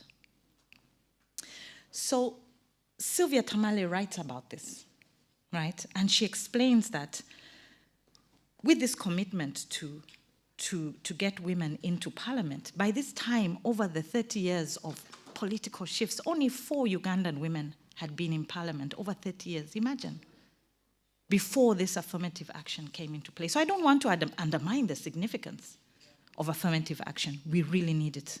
How we imagine what it offers and what we do with it is what we need to think deeply about. For Uganda, what President Museveni concretized in his promise for democracy, which he has soon forgotten. But this was him in the late 90s. Quite impressive. This is what they put in place through the National Resistance Army that became the National Resistance Movement that overthrew the then president who, Milton Obote, who was leading quite a violent terrain. It was Milton Obote, and then many of you have heard of Idi Amin. Very violent terrain. So Museveni, with the National Resistance Army, with the support of the Tanzanian government and also some militia groups fighting from Rwanda, President Kagame was part of that group that overthrew that militarized authoritarian government. And this is what Museveni and the National Resistance Army that became the movement put in place. One, women were accorded mandatory seats at the levels of the grassroots People's Resistance Councils and in the National Resistance Council, the NRC. That was the interim national legislature as they were transitioning to democracy. 2, the Ministry of Women in Development was created. 3, the Directorate of Women's Affairs was set up with the NRM, the National Resistance Movement Secretariat. That was the government mobilization body. 4, a women's studies program was initiated at Makerere University, which I mentioned is one of the first and the oldest and the largest. 5, all females enrolling in government-funded tertiary institutions were granted preferential treatment. And 6, women became more visible in high positions such as the cabinet and the judiciary and government commissions. And so there's something interesting about this time. 1986, President Yoweri Museveni came into power forcibly but promising democracy. 3 years later, these kinds of affirmative action policies were put in place. Sorry, I think I said 1999, I meant 1989. We know in South Africa that the anti-apartheid movement was gaining ground and things were shifting very rapidly here. So 6 years later, you had your democratic elections in 1994. And so some of the affirmative action policies you can compare. You know, I'm sure you're seeing some resonances between Uganda and what was put in place in Uganda at that time. What Sylvia Tamale does is the work that the political, intellectual, what I'll call memorialization, honoring and archiving work that is being done here at the Nelson Mandela University. And I want to commend my colleagues, Professor Babalwa Magogwana and Professor Pumakola, really for the work that you are doing in collaboration with the humanities faculty and the broader campus. She honored the stories of 5 women across diverse realities. And I want to give you their names because I think it's important we learn about women from the rest of the continent as well. Some of you will hear of Miria Matembe.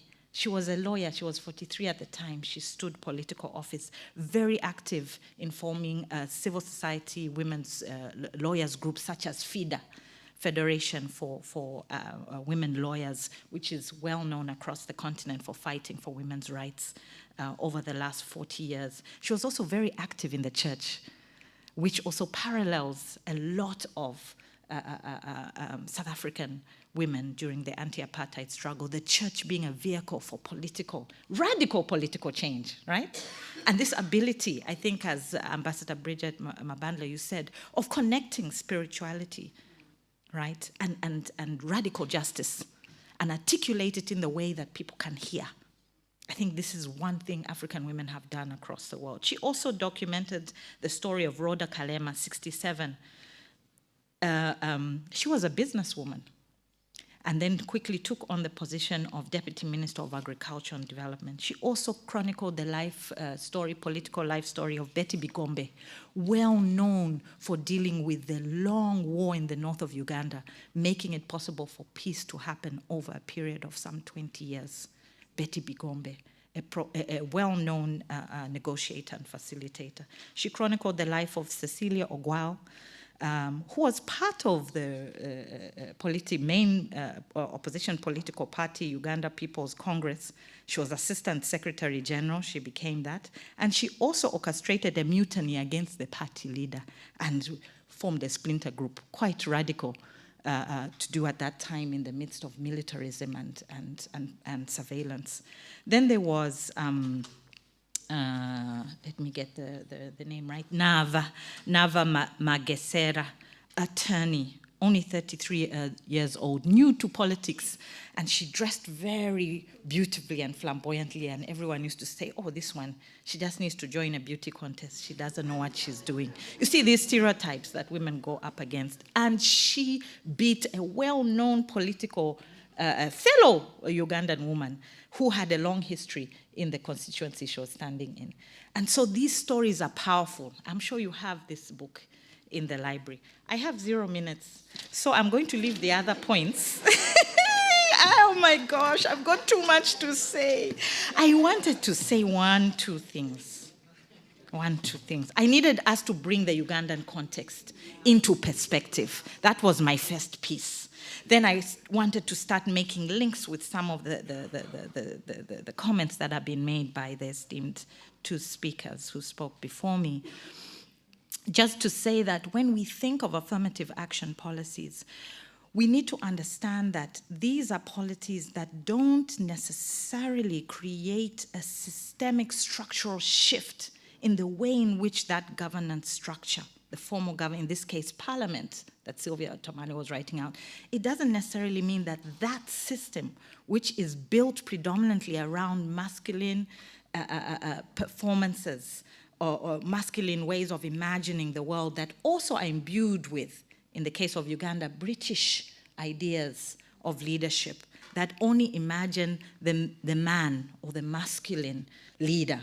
Whereas in Africa, we know that as this, I don't have time to go into the examples you've given, but we can see that that is a narrow framing of leadership, isn't it? And so affirmative action doesn't deal with the clash of leadership ideologies when you bring in a community of people that were not imagined for that formal structure. So what we need to reflect on is this legacy that we have of Dr. Brigalia Bam and many, many other Black South African women that are being archived and documented through this project, is that it's not only an analysis or an engagement of femininities and the power of womanhood. Yes, what it also offers us is a gaze on the limitations and the fraught systems of governance that are from the perspective of masculine worldviews. It's a critique from the positionalities of various femininities, even gender non-conforming femininities. So it's an analysis, it's a profound radical political analysis of that. We also need to know that what we are dealing with is really a deep understanding of how is it this narrow framing of governance is changing, this narrow masculine, how is it changing? What are the nuances? Is it changing? And what's happening to those broader political spaces that women inhabit, in churches, in families, in workers' unions? What happens when these women move from that space into parliament? What happens to the women's movement, the feminist movement? Our colleagues, Professor Shireen Hassim and Professor Desiree Lewis here in South Africa, has theorized what happened in South Africa when a lot of women went into formal structures. And what did it mean? What lacuna was left on the ground where so many myriad kinds of leadership spaces happen? I have points on relationality and memory, but I think we'll bring them up when we have the question and answer. Really the political significance of memorializing the legacies of powerful women such as Dr. Brigalia Bam, Mam Bridget Mabandla. You know, it is an honoring that is deepening our capacity to reimagine what's possible. I'm going to end here because I feel like now, if I start another point, I'll need another 5 minutes. So let me end. Thank you very much.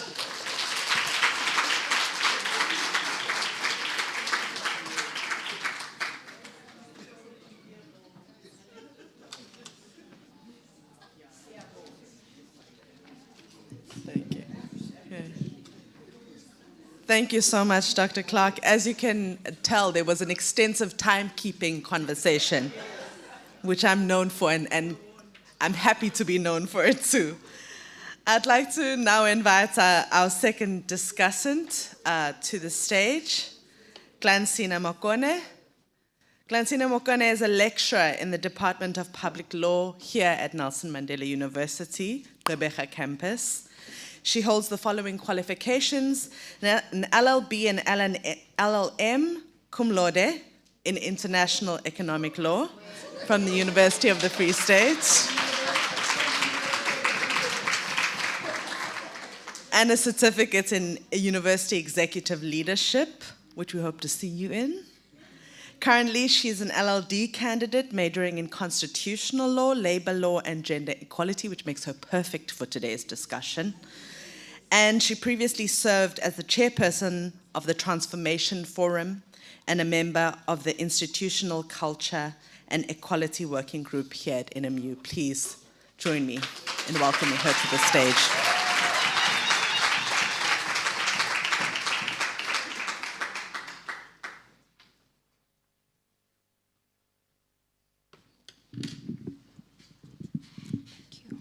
Thank you so much.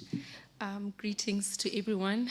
Professor B, thank you so much for the invite. It's a great honor. In line with that, I would like to also extend my greetings to the management of the university, to our esteemed guest. Thank you so much for this opportunity.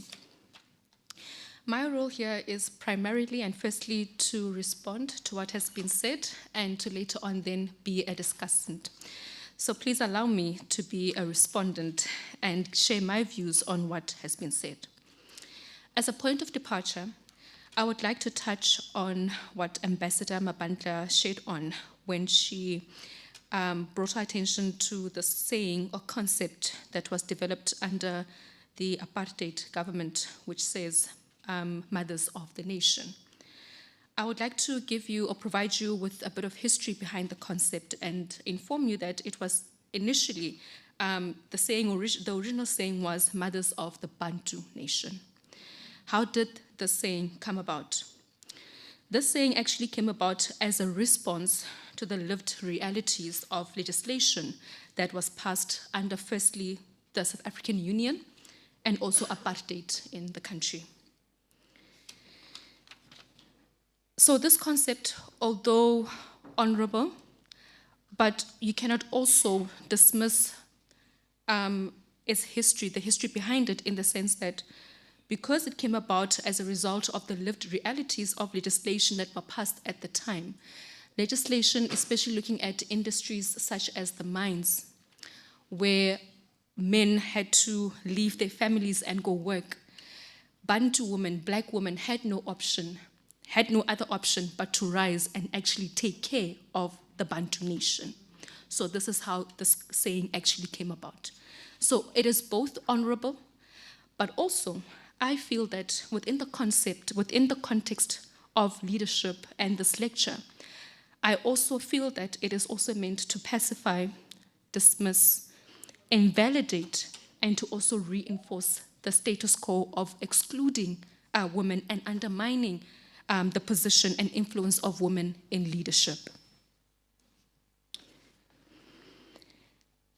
As part of the concept note that we received in preparation for this lecture, I was tasked with situating the history and challenges encountered by women in leadership. So then, in situating the history, I must start with the history of our country. It is important that I mention that, as we know by now, that as a country, we were colonized. After that, South Africa was governed by the National Party under the apartheid regime. And it is important that we understand the nature and purpose of these two previous legal systems, because they've got such huge implications for where we are now as a country. Under colonization and apartheid, colonizers and the apartheid government did not find South Africa without leadership, right? But what we see is that the leadership, especially black women leadership at the time, under the colonization and apartheid government, leadership was intercepted. It was invalidated, ridiculed, stigmatized, abandoned, and then colonized. Because as a country, we had to assimilate into a culture, into legal systems that were not only foreign to us, but also contradictory to the way in which we conducted our affairs as a country.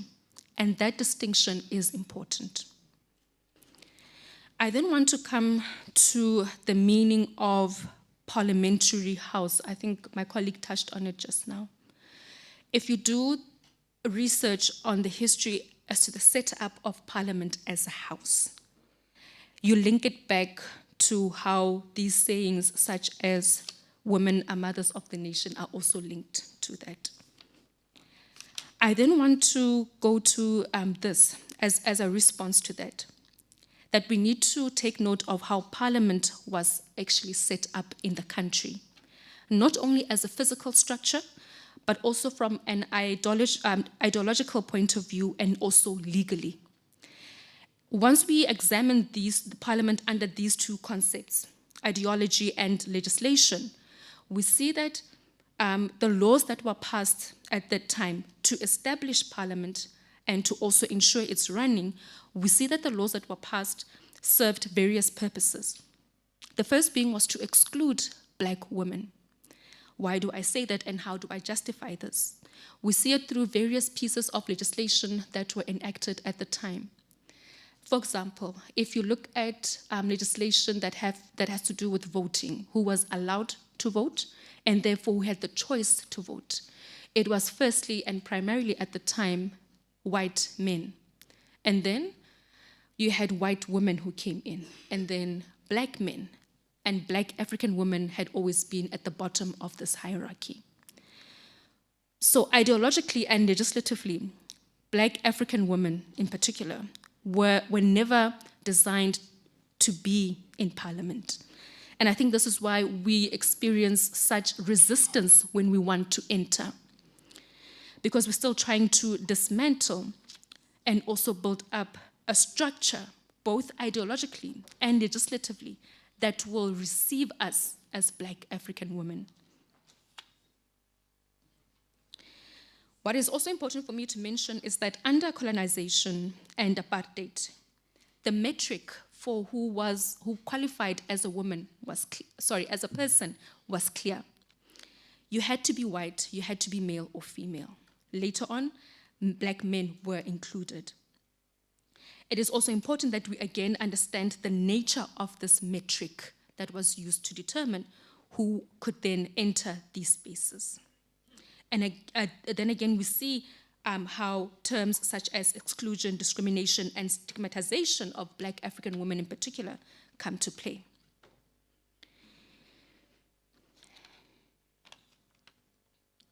I then, as I'm sitting here, I'm recalling some discussions I had with my students in class about certain concepts that were also mentioned here. And with one of the speakers, Ms. Losi, and my colleague, Dr. Clark, they constantly mentioned things like, how does the South African society then prepare women to govern? But then I then ask more questions about that, especially when I look at the makeup of our constitution. And I think as an academic, a law academic, it is my submission to you, my esteemed colleagues, that we have been, we have been caught up, of course I'm about to say then is controversial, but I feel that we have been caught up in the euphoria of being a constitutional democracy for far too long. When you look at Section 1 of the Constitution, it says that South Africa, the Republic of South Africa, is one sovereign state. But then what do we mean when we speak of a sovereign state? What do we mean when we speak of a state? Then you want to have a look at what is the condition of the South African state as it stands. What is the context? So those are the concepts that I'm still grappling with, that we have all these laws, and it's important that we start with the law, because it is through the law that the voices and the place of black African women was excluded from leadership in the country, right? It was through the law. So it is important that we, again, through the law, we atone for that exclusion, and we prepare then to accept and to receive women into this space of leadership. And this is important, again, because we have so many pieces of legislation that speak to concepts such as equality, unfair discrimination, affirmative action, and so on. But then what you also see, and what you also hear quite often on the news, is how black African women in particular continue to account for the most people in the country that are unemployed. What is also concerning is that when you look at the national percentage of unemployment, you take it then to a black African woman and you see how their percentage on their own as a population group is higher than that of the national percentage. So it is then concerning, even more concerning for me, that we have these laws. It's not like we are under the union or colonization or apartheid. We have these laws in place.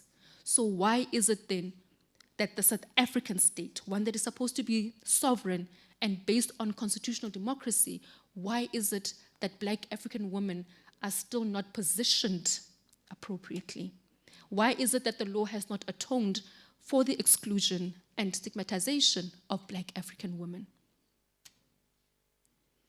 Then it is through that question, then I have more question where I then question the credibility of the law. I question the legitimacy of the law and whether or not the law is in fact fit for purpose. Because if it is fit for purpose, if the law was in fact credible, if the purpose of the law as it is stated in every piece of legislation through the preambles and so on, if that is what we aim to achieve, Ambassador, also with the Maputo Protocol, it is honorable. That is what we want to achieve. But why is it that when you look at GBV stats, femicide, when you look at unemployment rates, why is it that that is not our lived reality as Black African women? For the sake of time, I want to put it to you, my esteemed colleagues. And say that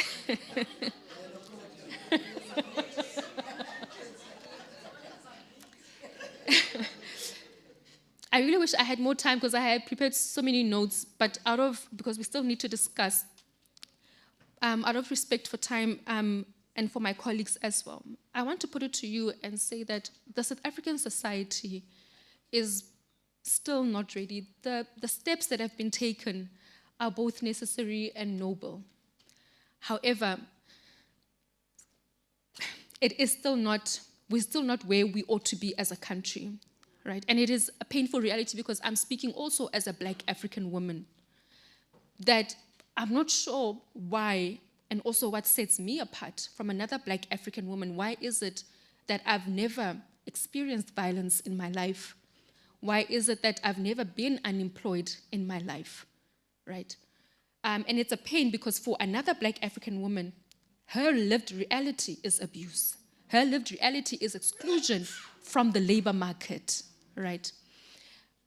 So I put it to you that I think as a country, we still need to understand, and properly, we need to understand and be really concerned with the credibility and legitimacy of our laws. We need to understand what is it that we mean when we say we are a sovereign state and we are a republic of South Africa. What is it what do we mean when we speak of such concepts? Those words are not there just for the sake of being there, right? As Ambassador Mabandla said, at the time when the Constitution was negotiated, the words are not there just to fill up the Constitution as a document, but they've got real implications because the law, it has such a huge impact on the lived realities of people because it determines the legal status of people, right? So it is important that we question the credibility and the legitimacy and fit for purpose nature of the law. I thank you.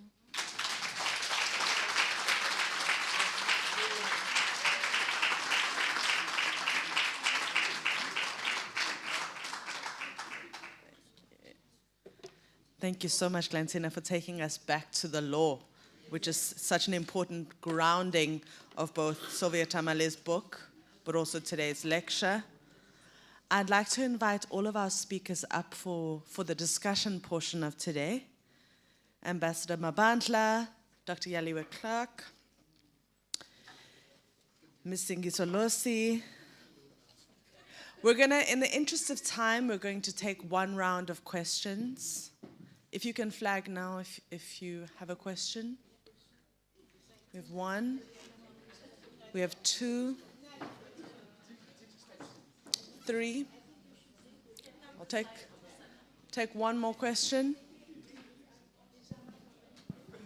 Four. Okay.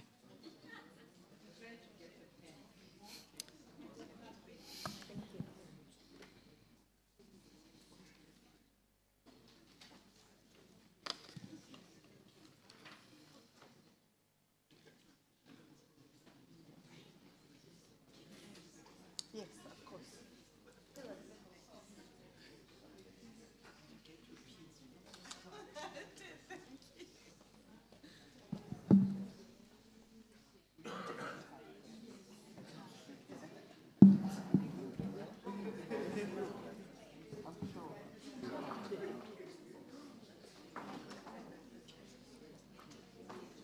Okay, we can take our first question. Thank you very much. And I must say, this has been a very enriching experience. So thank you to all our speakers. When I saw the title, I thought it was very interesting. I especially loved the aspect that talks to preparing women to govern. However, it also raised a question in me. And I think a number of our speakers referred to this very same concept. So on the one hand, one applauds the fact that we are talking about preparing women to govern. However, there is the other side of the coin, which should also raise questions of, if we're talking about preparing women to govern, why are we also not talking about preparing men to govern? And then the second one, which I think Ngeswa referred to, is, in addition to this, the other side of the coin should definitely be preparing men for women to govern. So I do think that in advancing women and helping women to get up there to become leaders, we need to have a conscientious and intentional preparation of men and the rest of society. And the question then is, how do we ensure that we do that in a responsible way that brings everybody to a point where it is the norm for women to govern?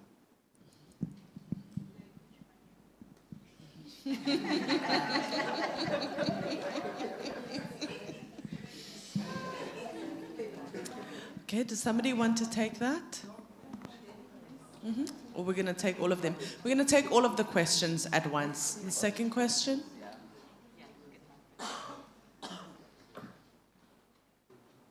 And the third is next to you. All right. Thank you again, Program Director. Mine is on the issue of gender responsive budgeting. Looking at the public sector, most of the public sector positions are women-dominated positions in terms of employment. One would look at the profession that I'm in, social work, nursing, teaching, and you look at how government budgets when it comes to salaries of such, and versus the dominant one, which are male-seen professions, like the lawyers and the others. What is our response as women?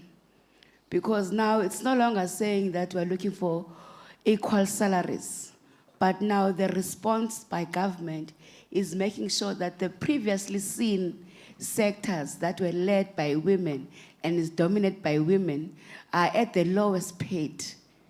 And that is the situation we're in, that is the new struggle as we're in as women. Number two is the socialization of women. The new socialization of women is based on social media, how women are then placed by the new society, where that our children now, if you look here, majority of the young people that are here are males. And one would ask, where are the young females? The socialization of social media in our society and how women are being labeled and how we perceive ourselves. If we could maybe have some type of research in terms of where or how do the young women perceive themselves in this new democracy that we're in, the new role of social media, and also changing the perception of women and how we view ourselves as young women in society. Kanlenda, accountability, transparency, rooted in caring, are those words are the words that I took from all the women that were presenting. How then do we install that type of mentality into our society using the tools that we have currently, which is media, which is also the platforms that young women are at. Most young women today, you don't find them in such spaces, but bakhona finesse tonight. So this is the kind of perspective that we've seen, and that is the type of behavior that we have noted. Ngosi.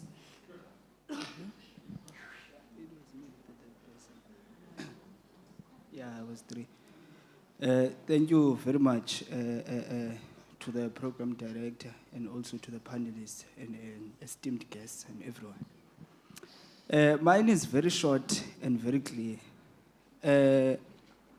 I was looking at the topic, the context as a whole. Now, when we talk about preparing women on how to govern, we're talking about on how to teach an elephant in the room on how to dance. Now, around that, I know that some people don't understand. Around that, what is the innovation and the necessary roadmap initiative we need to take in order for us to put women into strategic positions and change that concept of the masculinity in the strategic position processes that we have in South Africa? Thank you.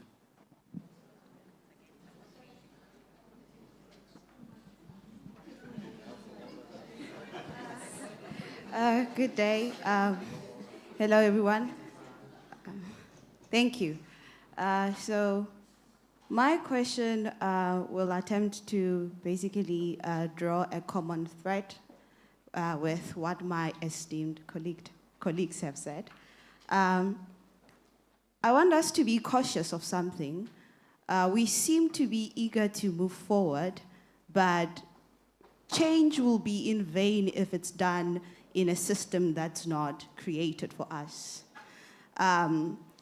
The liberation of women, black women in particular, didn't happen in 1993, and it didn't happen in 1994.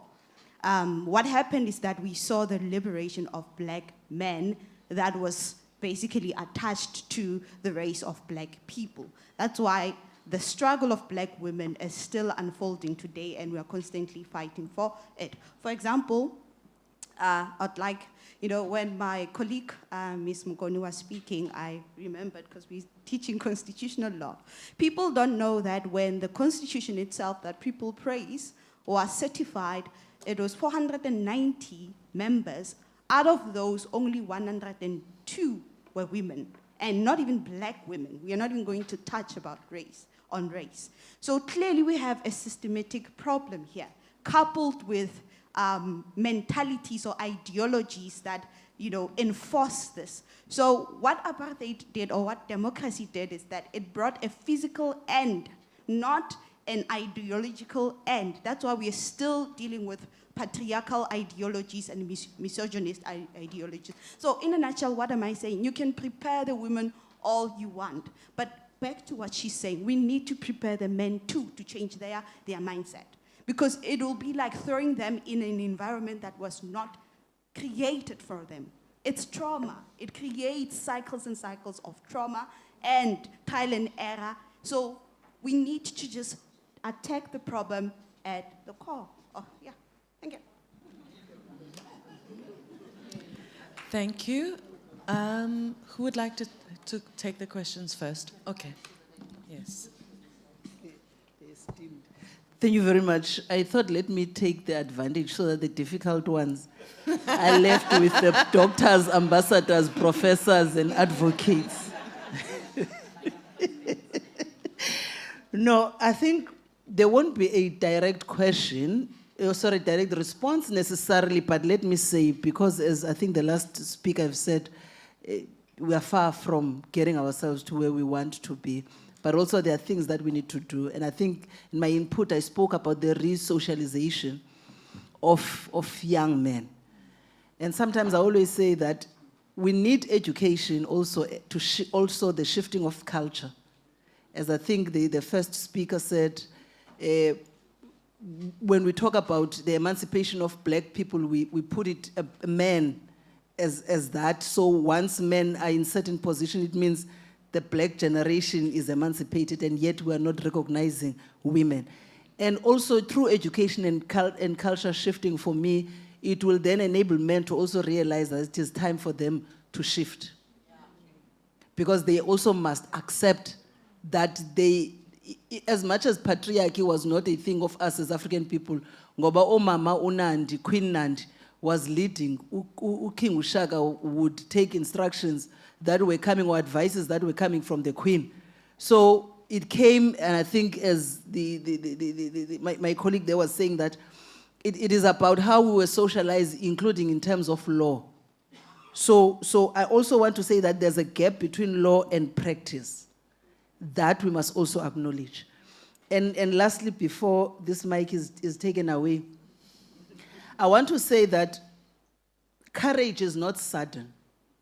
Courage is built through organizing and solidarity. Women themselves must stand together so that we're able to shift the course of the nation. And lastly, for me, I want to also say that kuthiwa omama baka 1956 bathi wathinta abafazi wathinta imbokodo, you strike a rock, you strike a woman.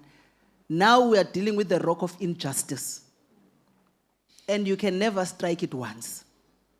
Kufanele siyazi ukuthi kufanele sihlale nje siganda until we get it, but we are not going to be able to achieve it unless ourselves, we socialize ourselves differently as women. Because we are in majority, but we elect men in positions. And then we come back, we want them to do favors. If Besnohlangana are united, we will elect women to lead. But we elect men. So our own socialization must also take place. Thank you very much.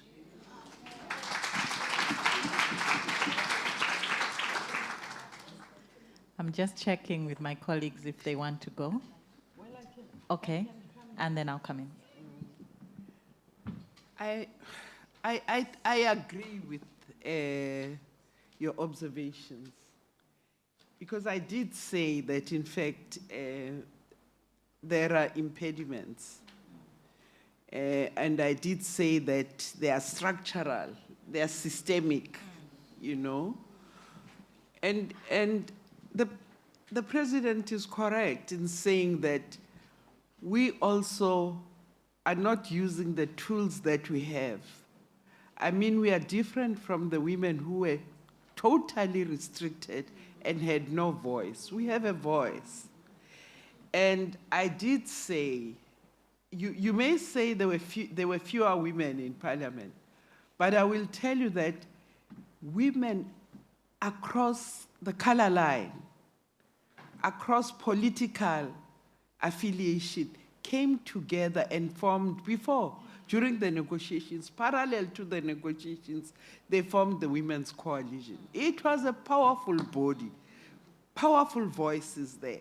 Academics were there. They were working from universities and doing research, you know. And this is why I was saying, even the idea of how you describe the equality that they were trying to say, we don't want that there be doubt in the interpretation of what we mean about that. And you know, I think we should also recognize that the Constitution, by the way, is not necessarily sacrosanct in the sense that it cannot be tampered with. In fact, there is room for its amendment annually for technical matters, but substantively, there are periodic times when, in fact, the Constitution can be relooked at. The national dialogue that is being proposed should, in truth, address the limitations that we see.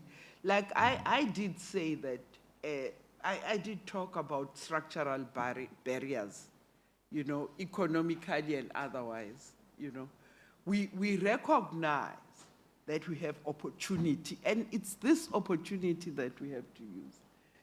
You know, when you scholarly, and that's good work you're doing, you are reflecting on, in fact, the context, the content of the, you are looking at the content of our constitution, and over the years, its application, and whether indeed it has brought about greater opportunity or openness, or you say it's fit, is it fit for purpose? That's the question. Purpose, we define that. We have to define that. We have to remain in the trenches. You know, as it is said, it cannot happen on its own. We have to find and we have opportunity. It gives us opportunity to move forward, and it can be changed, by the way. By being a constitutional change, this is one statement I want, this is what I may be wrong. And again, I should be, what I say should be scrutinized. But I truly believe that we were a country, a people that were so divided by color, class, not gender only, you name it. We are a very divided people. What the Constitution has given us is values. And those values that are entrenched in the Constitution, I think, help us to cohere. So when they talk at the national, that some of the things they would be responding to the usefulness, maybe indirectly, of the space created by the Constitution for further development of a people, you know? And here we talk about gender, and I want to go into the budget, the question of responsive budgeting. I want to say that great effort was put into this by, again, with the help of our academics and activists on the ground and organizations of what is that. It was discussed by the workers, it was discussed. We have had great discussions about what we would mean by this kind of that responsive budgeting.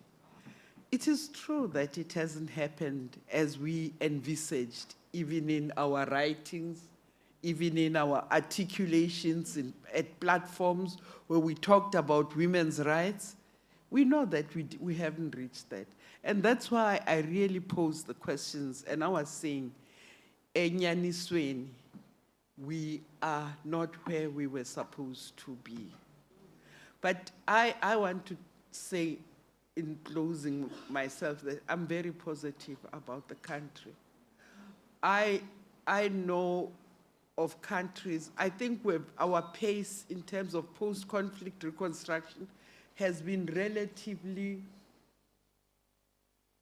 on course. I'm taking a chance here. Scholars will critique me later on. But I really think that it could have been worse than this, if one looks at where we come from, you know. And we must keep on advocating for a greater openness, for really greater access to the rights that we deserve as a people. So I'm sorry I spoke for so long. You want to take it? Sorry. Thank you so much. I want to speak to this. I think there were two questions around masculinities and one around femininities. And I just wanted to attempt to respond to them from the perspective of understanding gender and gendered realities as also structural conditions, not only identities of people and how people behave in society.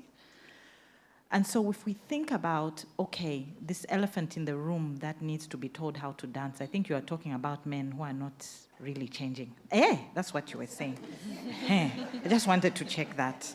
And then there was the other thing about how about preparing men, you know, for women to govern, you know, and it's a critique on masculinities. And I was trying to make that point that with affirmative action, what comes is a critique of masculinities, isn't it?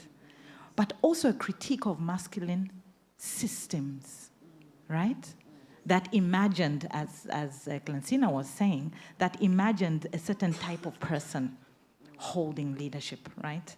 And that's a limited system. So we are yet to create the kinds of systems that form the structural conditions for, and I'm not going to say non-toxic masculinities, but peaceful masculinities, creative masculinities, supportive masculinities, whatever the words are.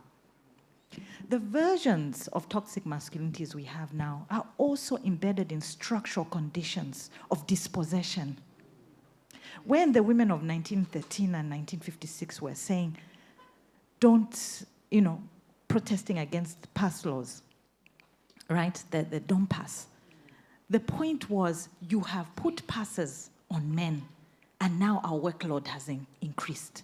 You have put passes on men and my family can't function.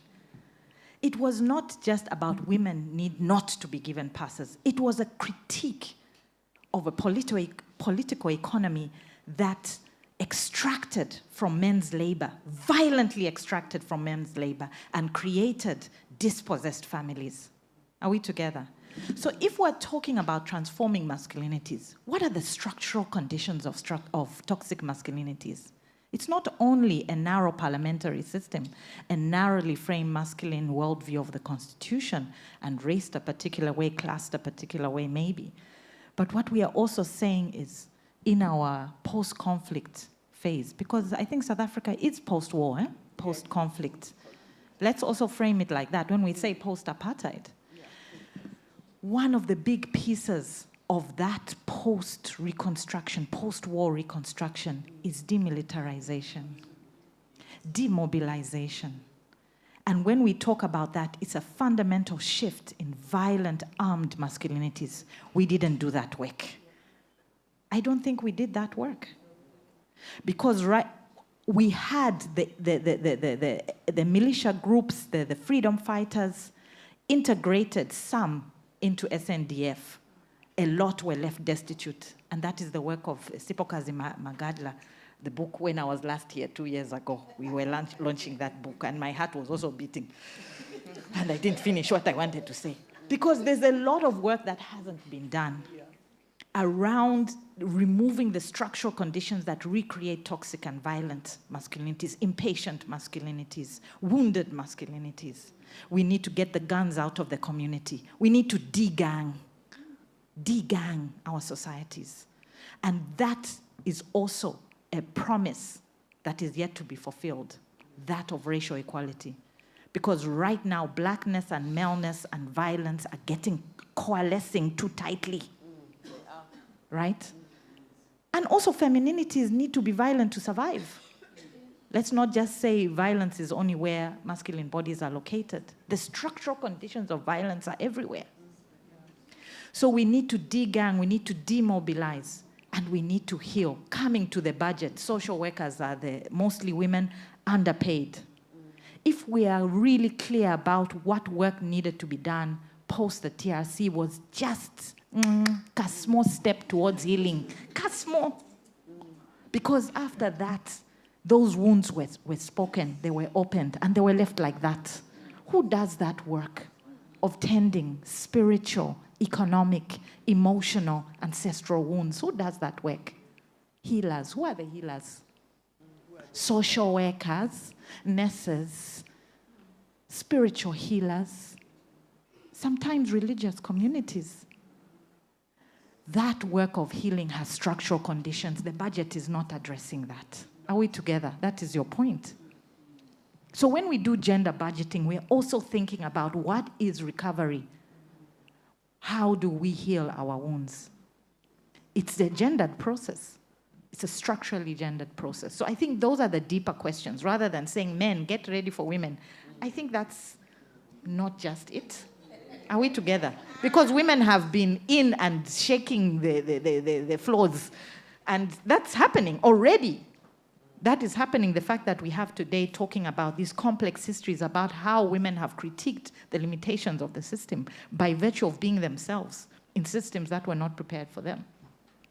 So that piece, I just want us to think of the structural conditions of shifting gendered realities into the possibilities of creativity, innovation, healing, a new imaginary. Yeah. And I would say about the same about femininities. What are the structural conditions to shift the versions of femininities? We still have subservient femininities. If you spoke to me, Aliwe, 30 years ago, I'll be shivering now. Because my sense of confidence has taken years to build. And I'm still thinking, oh no, I missed something. I work on it every day, and it also has structural conditions. This is a structural condition, that there is space to be heard. Now, social media is doing some really awkward things. There is what I hear young people talk about, lipstick feminism. Yeah? Lipstick feminism, where all you want is an easy life, the good life, the soft life. And if you have the soft life as a woman, you've made it. You know, that is a problematic warping of the continuance of subordinate, subservient femininities that are undermining the power that is possible. That these legacies are reminding us, hello, stand up. Lipstick is not enough. Oh. There are other important things. Are we together? And there are structural conditions for that. This project here is an intellectual structural project. Let's look at these legacies. Put them on social media. I hope you have some social media strategies just now. I trust you here at NMU. Thank you very much. This one works. Does it work? Yes, it works. Thank you so much. Thank you to my colleagues and to the questions that were posed. And I think what I'm going to say, it goes back to what I said about the Constitution, that it is stated in Section 1 that we are a sovereign state, right? But then what does that mean practically? Not only constitutionally or legislatively, but practically. When you speak of a sovereign state, what kind of state are you speaking about? Are you speaking of a state that is free from, for example, deferring to common law positions in law where it is Roman Dutch law, sorry, yes, where positions are uncertain in our society, right? Are you still, what kind of systems and structures are you deferring to in present day South Africa? And that is why I say that in my classes, I'm contesting the meaning of the word state, the meaning of the word democracy and the republic, right? And it goes back to what I said earlier on, linking it to the question of my colleague, Ms. Matlala, and Dr. Clark here, when I said that we need to atone as a country for the things that were done here in the country, right? And that simply means that we need to go back to certain timelines. The timeline of the TRC, where wounds were exposed but then left unhealed. It's a timeline that we need to backtrack into, atone for it, and then move forward. It is true what my colleague is saying, that yes, we can speak all we like and say that we need to prepare women to govern, but are the systems in place? Ideologically, has Parliament atoned for the exclusion and discriminatory practices against Black women back then? Has it atoned? It hasn't. That is why women continue to meet that resistance in leadership positions. And that is why when my colleague spoke of the healing that needs to take place, and I think to personalize it for myself, working as a traditional and spiritual healer as well, I found out that on my maternal side, my great-grandmother was from royalty, but because their kingdom was colonized, right? And now I've got an ancestor that needs to be appeased and replenished and now wants to break free from the ground, now being the chosen one after about 100 years, because we've never had a traditional and spiritual healer in the family. I'm the first one after 100 years. So it's such a heavy load that in trying to move forward, in trying to occupy positions of leadership in institutions, in systems that were meant to exclude and discriminate against me, it's a heavy burden that we're carrying, right? But then you need to also, like I said, to go back and to appease and to make room for those that, had to assimilate and to abandon who they once were out of fear of being killed, out of fear of their children being killed, they assimilated into a foreign and contradictory identity under colonization and apartheid. So I think it is true.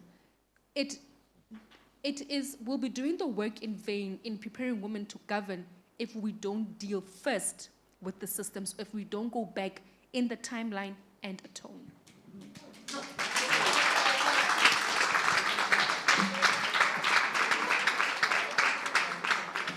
Thank you so much to the speakers today. Unfortunately, in the interest of time, we won't be able to take another round of questions, but I thank you for your contributions. I'd now like to invite the incredible, inimitable Dr. Brigalia Bam to share a few words with us.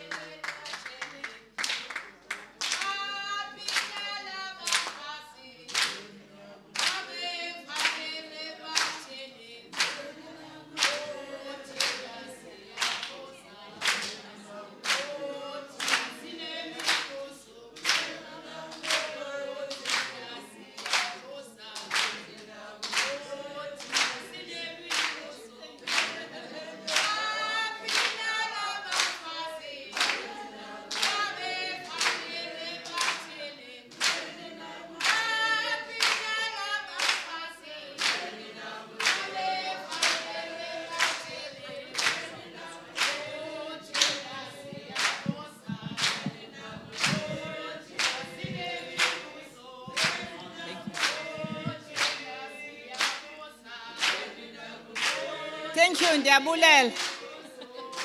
Ndiabulela. Before I left my seat, I decided to carry this piece of paper so that I give an impression that I was taking notes. And I also had to find my glasses so that I absolutely impress you that I was very attentive, yeah. I want to say that it's been such a privilege, absolutely privilege. If I had to do something very special for this university, but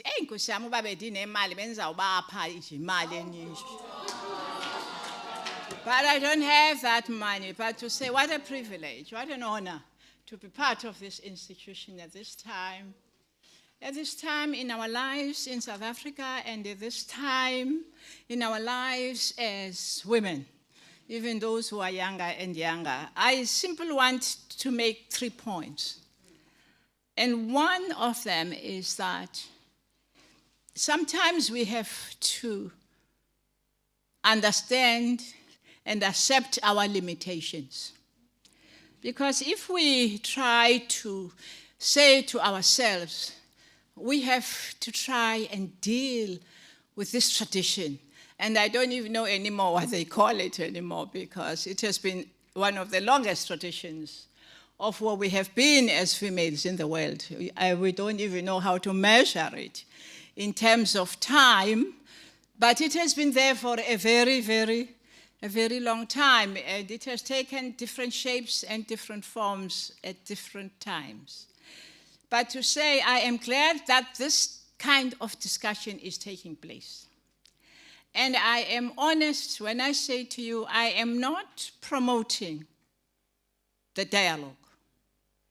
But I simply want to say that is why that people felt that the time has come, after 30 years for us, where we were trying to be a new society, a society of hurt people, and many of them a society that hadn't even had time to grieve. And so we took over bringing to the freedom and space a broken spirituality as well. And so there are many things we cannot do. And this idea of a dialogue, I wasn't sent here by the president. let me tell you, I'm now so ashamed to talk about the dialogue. And the reason I'm ashamed is because I'm the oldest member of the dialogue.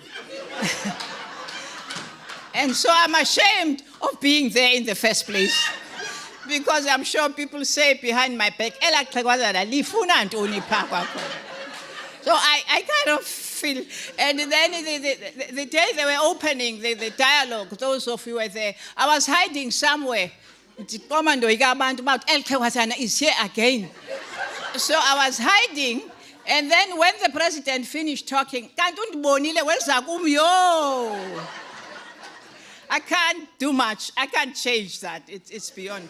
But I do want to say, on a very serious note, we have to continue this discussion. That is precisely the whole point, that after 30 years, we now know. We didn't know before. And people think it's an excuse that South Africans make. We should have known how it would be like for us to come from the days of the colonial government. I come from the colonial government, so I'm not apartheid. Please, apartheid here also. I'm colonial born, brought up by parents who were part of the colonial world, and so we moved on from that to apartheid, which really was different. Not too different. The hurt and all that happened to nations was the same. And so I am now here to say, continue the dialogue. And when you continue the dialogue, try. None of us are experts. What the Constitution does, which I really shouldn't be saying when she is here, because she's our Constitution guru, was to create space, because we had no constitution before. We were just people who were not even considered totally human. So what the Constitution does is really to give a base for the discovery of our humanness and how best we can be part of this nation and the people of this nation. That's what it is trying to do. I know balinto yonke uba amaxhakaza namadala wancedeni xa engakwazi ukuhamba. It can't. It will simply say, be nice to the old ladies. And it is us who must know how you do that. It can't give you the rules. It gives you the way of, and so to say, I am hoping the members of Brigalia BAM Foundation are here, so is the leadership of the university. Ndicela ukuba i-members Brigalia BAM zisukume so people see your faces, because I want to propose to you and to the university that in fact we need to establish a group like yesterday that is going to prepare, and I'm saying this that is going to prepare, and I mean it, papers or a paper, what it wants to do, what it wishes to contribute to the dialogue. And I'm asking that members, Sukumani members, banbone, lwazi Sukumani, sake mabanbone, Sukumani banbone.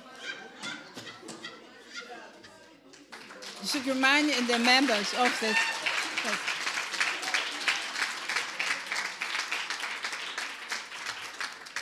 And I want to say to you, I hope this experience will probably the direction in which, when I'm gone, you will go, and that you continue to have sessions of this nature where South Africans can speak and talk and find advice from each other and continue to love each other. Just a little comment I wanted to make about David Amin. I must tell you the story. I had arranged a meeting.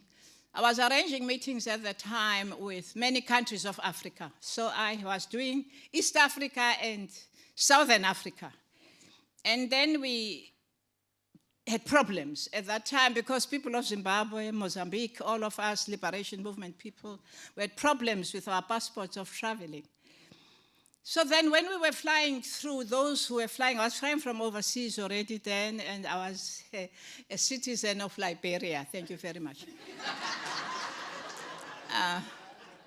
That's fine. They caught me out in Russia that I was born in South Africa, so that didn't help. So And then we arrive in Kenya was nasty. Kenya never supported us. Kenya was not nasty. So they took all the passports of our people from Zimbabwe, South Africa, And the next morning, that shows you the competencies of the court. The fight was 6 o'clock, that goes to Entebbe. And the people under the airport, everybody got into the plane. Yes, and all the passports are somewhere locked, somewhere office in Yomtu, in the offices in Nairobi. So this whole group arrives at the airport, and Amin apparently says to the Archbishop, and I'm already that sad. I said, Archbishop, people are there all day. He says, Amin, you don't need visa. What is a visa? True story. Amin didn't know the visa until the women arrived.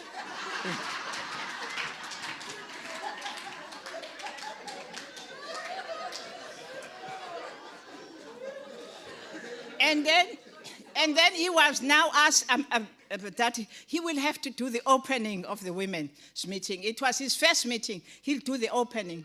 Now, my boss had told me in Geneva, stop this meeting. I worked on this meeting for months and months preparing it. Let's try our luck with Amin. We'll see. So then Amin comes to the meeting, and nobody told him he's supposed to wear a suit. And then he sits there, and I'm sitting next to him trying to look very...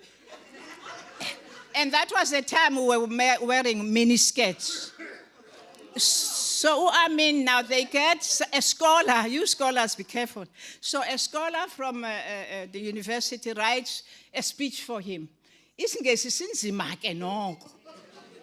in the mid of the sentence, Atule, we don't like mini skirts in it.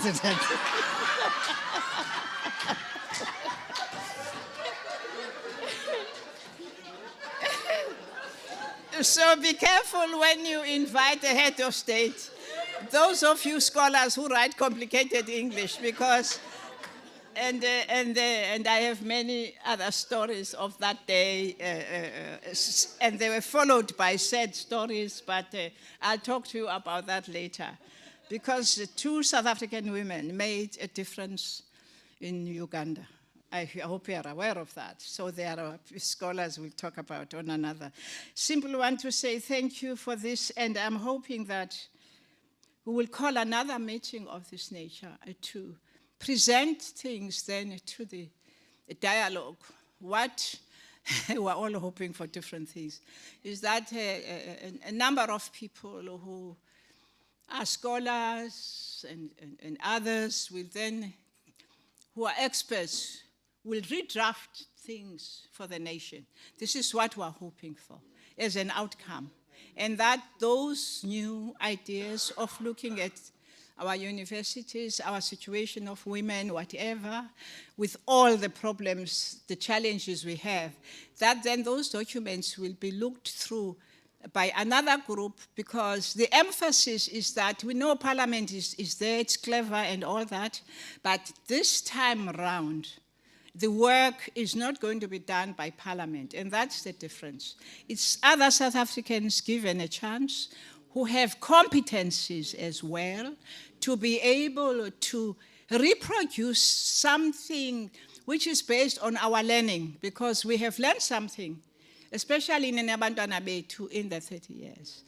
Don't learn much from us. Now, when I went to take my driver's license, the white man told me, I don't give driver's license to natives. That was the law at the time. You don't give your drivers to native women. Yeah, I was with the native woman. So I was taken to an ER, and it was there as a law. We're not going to go back to that. It's too much, yeah. And the healing of the nation, which is my final thing, as someone who is committed to spirituality, I think that we have to learn as South Africans to heal each other. We must learn to respect each other. We must learn to like each other. I think there's something Obubuntu andibuva kakuhle apha egazini lam bantwana bam. Ubuntu, I don't feel that there is this Ubuntu as a way of living and as a way of love, of sharing whatever we have. And maybe we need to go back, all of us, to say, how do we begin to look at this value? Because that's the value we bring. We bring a value, Ubuntu. You know, before us, there were others before us. And that you can only exist, ngabanye abantu, by caring for them and by loving them. And you can only achieve what we ever want to achieve as a group, whether as women, and work with others. You can never work on these issues alone, no matter how gifted you are. You need to work in partnership with others. They will not always be nice. Unyamezele wena kunani. But that doesn't create, if people say, it doesn't matter. If they say something you don't agree with, life has always been like. And to say thank you, Port Elizabeth, and ndiyayithanda le university. Hayi ke phofu ke, the reason I like this university ke, before bafike, I was made a chancellor, and I didn't know what the chancellor is supposed to do.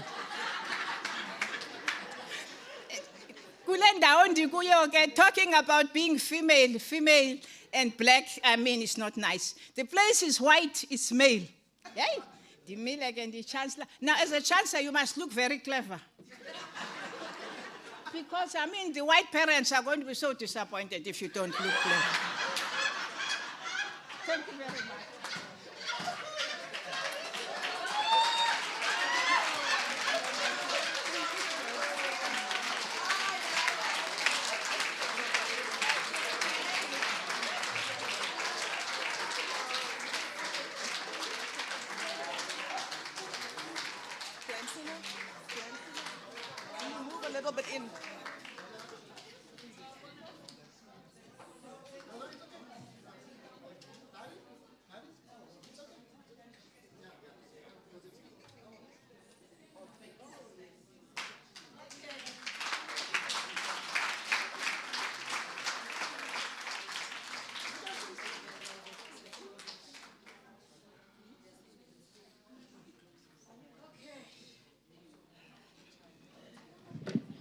Thank you, everybody. With these stories, you see what my past 2 days have been like. Just exceptional. I'd now like to invite our DVC of Engagement and Transformation, Professor Andre Keert, up to give the vote of thanks.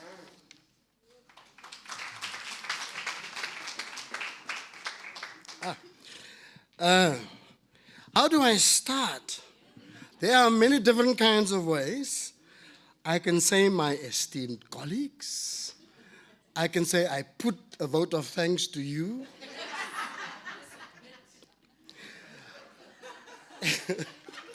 Lansina and I come from University of the Free State, so I can tease her a bit. Anyway, of course, I'm so glad that you remember that you are a discussant, because it is not uncommon at our university for the vote of thanks to turn into a keynote. Eh? It's not uncommon, so we can still stay here. But Dr. Bam, one can listen to you for hours, for hours, for hours. Truly, truly amazing. So many thanks for that. So colleagues, distinguished guests, students, comrades, and friends, I have been, steered to limit this to between 450 and 500 words, which would take me 4 minutes. Okay.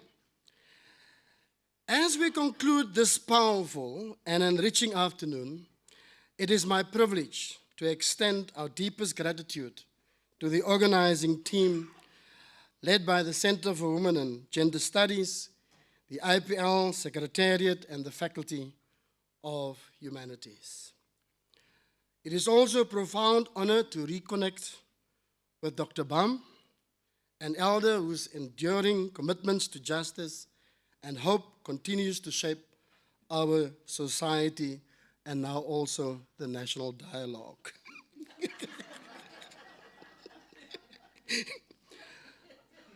Hosting the Dr. Bam collection at our university is both a privilege and a responsibility, one we embrace wholeheartedly to enrich our learning and research enterprise. We thank Dr. Bam, the Bam Foundation, and the Bam family for lending this lecture an iconic name. We hope this partnership will inspire future generations with the values that Dr. Bam embodies. As politics veer towards militarism, populism, the degradation of people and planet, and the erosion of human rights, we hope this lecture reaffirms our commitment to inclusive, community-centered governance rooted in diversity and care. We extend our sincere thanks to the team for making the spaces for critical dialogue and intellectual engagement, and of course, meeting the kinds of challenges that Dr. Bam put now in her closing remarks, but also opening the university to our city and our broader communities as well. Our keynote speaker, it's very great also to re-link up with Ambassador Brigitte Mabandla, and of course, the President, Zingiswa Losi. We served on a ministerial committee together, so it's also lovely to re-link with you. Thanks so much for great insights, inspirational words, beautiful analysis, inspiring forward movements that you put on the table. Your contributions have challenged and reminded us of the urgent need for women's full participation in reshaping governance systems. There is a peculiar way in which radical feminism charts a way of being different in the world that I think Yaliswa tried to put forward as well. It's something that we have to rekindle. Whether this form of intellectual enterprise can guide us even through various forms of masculinities and femininities to being different in the world, to walk this earth differently. I think so. That is very, very possible. The organizing team, Pam, Babs, Kama, Puiswa, Wendy, Nkadisa, and the CWS teams, and the AFEMI teams, thank you for your tireless effort. And of course, as Yalisa earlier said, your work is seen and deeply appreciated. We are grateful to the BAM Foundation and the IPL Committee for their support and professionalism, and also want to extend our thanks to the marketing and communications team, the arts, culture, and heritage outfit, our protocol people, and our protection service as well. We want to thank Dr. Yaliwe Clark, Ms. Glancina Mokone, and our MC, Dani, for deepening today's conversations. A special thanks also to Vuyo Karansi and Kevu and the labor community for your presence as well. Finally, to all of you, our visitors, our students, our attendees online, our colleagues, our community members and comrades, thank you for showing up. Thank you for engaging. And thank you for believing in the power of public scholarship. Inspired by Tamale's transformative metaphor, this lecture has made a significant intellectual contribution today. May it echoes, reaches our classrooms, our boardrooms, our community halls, our homes, and also our national dialogue. Thank you very, very much.